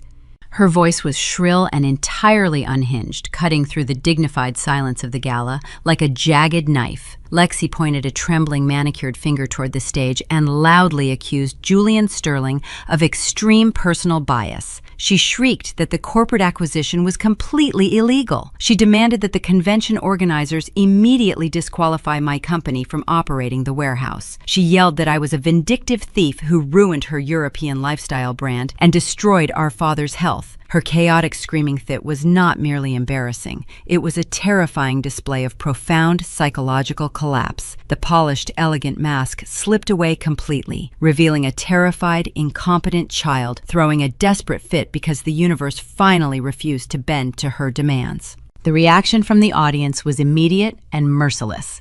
500 elite industry professionals did not offer sympathy or concern. They simply stared at the screaming woman in absolute stunned silence. Corporate buyers turned their backs. Rival logistics managers shook their heads in profound disgust. Helen reached out, desperately trying to grab my sister's arm and silence the horrific display, but Lexi violently shoved our mother away. The physical altercation triggered the immediate deployment of the convention center security team. 4 large men, wearing dark professional suits, approached the cocktail bar, moving with swift, decisive authority. They did not negotiate with my unhinged sister or offer polite warnings. They smoothly and firmly grasped Lexi by her upper arms, forcibly lifting her off the carpeted floor. Richard attempted to intervene, but a seasoned guard stepped directly into his path, projecting a silent, undeniable threat of physical escalation. My father froze completely, surrendering to the overwhelming humiliation. The security team silently escorted my screaming, thrashing sister directly toward the glowing red exit signs. Richard and Helen were forced to walk closely behind her, trailing in her chaotic wake like defeated prisoners of war. They executed a devastating walk of shame, traversing the entire length of the grand ballroom under the harsh, judgmental gaze of the exact audience Helen worshipped her entire life. Every single person my mother ever tried to impress through her country club gossip and manufactured charity events watched her family get forcefully ejected like common vagrants. The social standing she ruthlessly sacrificed me to protect was completely and irreparably destroyed in a matter of seconds. I stood in the center of the room, surrounded by the warm applause of my new industry peers, watching the heavy wooden exit doors swing shut behind them. I had reclaimed my proprietary software-built and untouchable corporate fortress and secured the massive physical warehouse. The victory was absolute and undeniable. But as the gala transitioned back into a celebration of music and clinking glasses, Julian walked down from the stage and approached my table. He handed me a heavy brass keyring containing the master access keys to my new facility. He smiled warmly, but his eyes conveyed a sharp, serious warning. He leaned in close and informed me that while the warehouse was fully secured, the federal authorities had just filed a superseding indictment regarding my sister's massive wire fraud. The federal prosecutors were no longer just targeting Lexi. They possessed hard forensic evidence proving my parents actively authorized the illegal transfer to save their estate. My absolute triumph was secured, but the final terrifying collapse of the Miller family was just entering its most dangerous phase. Exactly 6 months dissolved into the warm Michigan spring following the catastrophic destruction of my family at the Industry Gala in Detroit. The bitter, freezing ice that once coated the region finally melted away, replaced by a vibrant and relentless season of growth. The transition of the weather perfectly mirrored the dramatic evolution of my professional reality. The dust from the explosive federal indictments had finally settled across the commercial landscape. The justice system operated with a slow but utterly merciless grinding efficiency. Lexi was currently residing in a federal minimum security correctional facility, serving a mandatory sentence for aggressive interstate wire fraud and criminal conspiracy. Because the prosecution possessed overwhelming forensic evidence proving my parents actively authorized the illegal transfer of funds, Richard and Helen were entirely stripped of their remaining assets to pay staggering restitution fines. Their luxurious private estate was seized and sold at public auction. The country club memberships were permanently revoked. The manufactured social standing my mother prioritized above her own daughter's existence was completely obliterated. They were currently living in a cramped, rented apartment on the far industrial outskirts of the city, learning the brutal mathematics of survival they once forced upon me. Today was my official move-in day at the sprawling commercial distribution center. I parked my newly purchased luxury sedan in the exact reserved concrete space my father occupied for 3 decades. I stepped out of the vehicle and breathed the crisp morning air deep into my lungs. The atmosphere did not smell of rotting premium inventory or toxic diesel fumes. It smelled of fresh industrial asphalt and heavy-duty cleaning solvents. I stood perfectly still in the center of the massive parking lot, watching a team of private contractors operate a towering yellow crane. The heavy machinery was positioned directly in front of the main administrative building. Two workers wearing bright reflective safety vests and thick leather gloves were systematically unbolting the massive rusted letters that spelled Miller Family Fine Foods from the exterior brick facade. I watched with profound, silent satisfaction as the heavy steel bolts snapped under the pressure of industrial power tools. The old letters were lowered unceremoniously onto the rough concrete surface of the parking lot, clanking loudly as they hit the ground. The physical removal of the signage represented the absolute permanent erasure of their fraudulent legacy. The workers immediately began hoisting the sleek, modern logo of my own independent logistics enterprise into the empty space. The new lettering was crafted from polished silver and deep sapphire blue, reflecting the bright morning sunlight with pristine clarity. The towering crane secured the new identity directly into the ancient brick, securing my permanent, absolute dominance over the regional supply chain. Julian Sterling had honored his corporate word, executing the 10-year ironclad lease agreement with zero hesitation. I was no longer a frantic startup operating out of a temporary leased hub. I was the undisputed anchor of the Midwestern agricultural market. I walked past the construction crew and pulled open the heavy glass entrance doors of the main administrative lobby. The interior space was completely transformed. During the suffocating reign of my parents, the lobby was a tense, miserable environment, filled with terrified employees and failing equipment. Now the expansive room hummed with bright, energetic efficiency. I had rehired every single veteran warehouse worker and seasoned loading dock manager who walked off the job during the Thanksgiving crisis. I reinstated their comprehensive health insurance benefits, increased their hourly wages, and provided strict union protections. Earl, the massive veteran driver, who successfully recorded my sister's pathetic bribery attempt, nodded respectfully as I passed the dispatch counter. Marcus, my former shift supervisor, was actively coordinating a fleet of 50 refrigerated trucks using a massive glowing digital map powered entirely by my proprietary routing algorithms. The entire facility operated like a flawless, perfectly oiled machine. I navigated the familiar hallways and walked directly toward the executive wing. I approached the heavy wooden door of my old office. This was the exact room where I was publicly fired and humiliated in front of 60 employees simply to manufacture a fraudulent executive salary for my incompetent sister. I pushed the door open and stepped across the threshold. I did not enter the room as an unappreciated discarded daughter or a biological automated teller machine. I walked into the space as the sole legal proprietor of a massive commercial empire. The room was bathed in bright natural light streaming through the large bay windows overlooking the active loading docks below. The space was completely empty, waiting for my specific instructions to be furnished. As I stood in the center of the quiet room evaluating the pristine hardwood floors, my cellular phone vibrated softly inside the pocket of my tailored blazer. I pulled the device out and looked at the glowing screen. A single text message illuminated the glass display. The communication originated from a cheap, prepaid mobile number I had not yet blocked. I opened the notification and read the words sent by my mother. The message was incredibly brief, but it carried the concentrated weight of a profound psychological illness. Helen wrote that they were willing to forgive me for everything that happened if I simply invited them to the official grand opening ceremony today. She concluded the text message with the phrase, "Family is forever." I stared at the glowing digital text, feeling a strange sense of scientific fascination. Even after losing her luxury estate, her commercial empire, her social standing, and her golden child to a federal prison, my mother still fundamentally believed she was the innocent victim of this narrative. Her delusion was an impenetrable armor. She actually believed she possessed the moral authority to offer me forgiveness. She believed that her mere presence at my corporate event was a valuable prize she could dangle in front of me to secure a VIP invitation.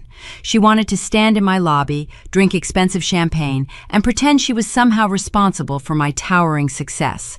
She wanted to absorb my victory and project the illusion of a happy, prosperous family to anyone who would listen. The old version of May Miller, the exhausted daughter sleeping on a canvas cot in the freezing dispatch office, might have reacted with explosive emotional violence.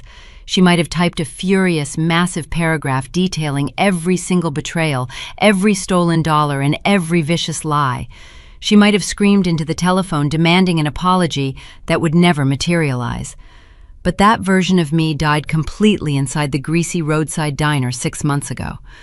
I realized in this exact moment that engaging with a toxic delusion only feeds its power. Explaining reality to someone entirely committed to misunderstanding you is a catastrophic waste of executive energy. I did not type a furious paragraph. I did not attempt to justify my position or demand accountability. I did not even bother to utilize the digital blocking feature. I simply pressed my thumb against the smooth glass screen, swiped left, and permanently deleted the message. I watched the text vanish into the digital void, leaving the conversation thread entirely blank. I left her desperate manipulative words completely unanswered forever. The silence I offered her was not a defensive retreat. It was an aggressive, absolute victory. I finally understood that some shattered bridges are simply not meant to be rebuilt. Some biological connections are inherently radioactive, and the only intelligent survival strategy is permanent total quarantine. I slid the cellular phone back into my pocket and turned my attention toward the corner of the office. Resting against the freshly painted wall was a single piece of furniture remaining from the previous regime. It was the ridiculously expensive imported ergonomic chair Lexi demanded on my absolute last day of employment. The chair was a perfect physical metaphor for my sister's entire existence. It was incredibly costly, visually striking, and fundamentally useless. Upon closer inspection, the mesh fabric was permanently stained with spilled coffee and smeared cosmetics. The complex adjustment levers were snapped and broken due to absolute sheer carelessness. My parents spent thousands of company dollars to ensure her absolute physical comfort, while I was actively drowning in their logistical failures. I walked over to the ruined piece of furniture and grabbed the heavy plastic backrest. I did not summon a janitor or ask Marcus to handle the disposal. I wanted to execute this specific task with my own 2 hands. I pushed the stained chair out of the executive office and rolled it down the long hallway. The broken wheels squeaked a pathetic rhythmic protest against the hardwood floors. I navigated the chair through the bustling administrative wing past the quiet dispatch counter and directly out the heavy steel doors leading to the exterior loading docks. The warm spring air hit my face as I rolled the chair toward the edge of the elevated concrete platform. Positioned directly below the dock was a massive, rusted industrial dumpster waiting to be hauled away to the county landfill. I gripped the sides of the expensive, ruined chair, feeling the rough, broken plastic against my palms. I hoisted the heavy frame into the air and launched it directly over the edge of the concrete platform. The chair plummeted downward, crashing violently into the bottom of the empty steel dumpster. The loud, metallic echo rang out across the parking lot, a beautiful final note to a chaotic symphony. The physical purge was complete. The cycle of extraction and abuse was permanently broken. I turned my back on the dumpster and walked confidently inside the massive humming distribution center. I returned to my pristine executive office, where a delivery team had just finished assembling a sleek, brand-new leather chair behind a massive, polished mahogany desk. The furniture was simple, elegant, and purchased entirely with my own legitimate capital. I walked around the heavy wooden desk and sat down. The new chair provided perfect firm support. I reached out and opened a thick logistical file containing the finalized expansion plans for the upcoming summer harvest. I pulled a premium metal pen from my blazer pocket, smoothed the crisp white paper flat against the wood, and got to work. The sound of a shattered ergonomic chair echoing against the bottom of a steel dumpster is not just the end of a corporate feud, it is the heavy, final punctuation mark on a decades-long failure of parenting. When we look at the wreckage of the Miller family, it is easy to focus on the stolen intellectual property, the frozen bank accounts, and the predatory Chicago equity sharks. But the true tragedy does not live in the ledgers or the foreclosure notices. It lives in the fundamental betrayal of the parent-child contract. The collapse of the Miller Empire was never a business failure. It was a profound, catastrophic failure of family values, emotional awareness, and long-term parental guidance. In traditional American culture, the family structure is often viewed as the ultimate sanctuary, a safe harbor where children are nurtured, taught accountability, and prepared for the brutal realities of the outside world. We believe in fairness, we celebrate hard work, we tell our children that character is the ultimate currency. Yet Richard and Helen Miller built a towering house of cards by actively violating every single one of these sacred principles. They did not raise two daughters, they cultivated a parasite and a pack mule, and in doing so, they engineered their own spectacular destruction. Let us examine the toxic architecture of favoritism, beginning with the golden child. Lexi was not born a corporate saboteur or a federal criminal. She was molded into one by parents who fundamentally misunderstood the concept of love. In their desperate attempt to shield their favorite daughter from discomfort, Richard and Helen completely paralyzed her. They confused indulgence with affection. Whenever Lexi stumbled from her disastrous European lifestyle brand to her staggering overseas debts, her parents rushed in with checkbooks and fraudulent executive titles to soften the blow. They robbed her of the most vital developmental experience a human being can have, the natural consequence of failure. When we protect our children from their own mistakes, we do not make them safe. We make them incredibly dangerous. True family responsibility requires the agonizing discipline to let your child fall so they can learn the biomechanics of standing back up. Because Lexi was never forced to carry the weight of her own actions, she developed a lethal, unearned arrogance. She believed she could bribe a veteran truck driver with a handful of cash. She believed she could execute massive interstate wire fraud without leaving a digital footprint. Her parents built a protective bubble of delusion around her, completely failing to prepare her for an American society that eventually demands competence over country club charm. When the real world finally pierced that bubble, it did not just pop, it detonated, taking the entire family legacy with it. On the opposite end of this deeply broken spectrum stood May. If Lexi was the victim of toxic indulgence, May was the casualty of conditional, transactional love. The Millers viewed their younger daughter not as a human being requiring emotional support, but as a biological utility. They extracted her labor, her youth, and her brilliant logistical mind, rewarding her 80-hour work weeks with a canvas cot in a freezing dispatch office. They committed the ultimate sin of parenting. They made their love contingent upon her usefulness. Raising children with emotional awareness means recognizing their inherent worth simply because they exist, not because they can subsidize your lifestyle. Fairness is the bedrock of trust within a traditional family structure.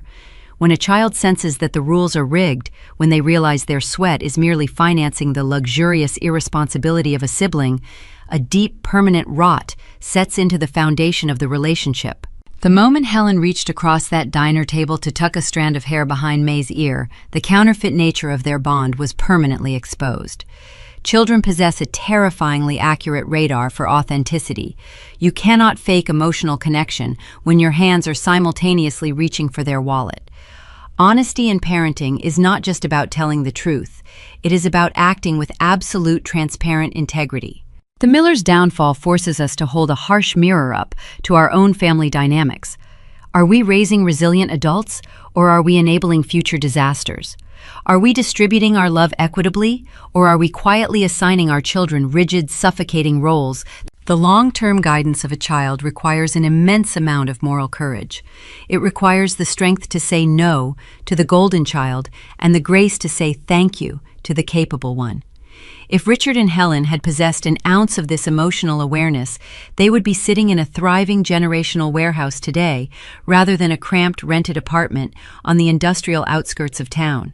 Instead, they are left with the cold ashes of their legacy, wondering how it all burned down, utterly blind to the fact that they handed their children the matches. It is a cautionary tale about the irreversible damage caused when we prioritize social standing and favoritism over genuine connection. If this deep dive into the psychology of family betrayal and ultimate corporate triumph resonated with you, there are countless more stories to explore. to uncover more thrilling narratives of justice, emotional vindication, and the complex dynamics of human relationships. Be sure to follow the channel Morning Revenge. We bring you the most compelling tales of those who refuse to be broken, updating regularly with stories that will keep you on the edge of your seat. Subscribe and join a community that understands the true cost of loyalty and the sweet taste of hard-earned justice. As the new silver logo gleams on the side of that massive brick warehouse, we are left to ponder the silent, empty spaces in our own lives. We all sit in chairs built by our past, surrounded by the invisible architecture of the families that raised us. Sometimes the bravest thing a person can do is recognize that the foundation is irreparably cracked. You look at the people you share blood with, the ones who were supposed to guide you, and you realize they are speaking a language of love you can no longer translate. The phone screen goes dark, the text message remains unanswered, and as you step out into the crisp, uncertain air of a new season, you have to wonder, when you finally stop carrying the weight of their expectations, who will you become in the silence that follows?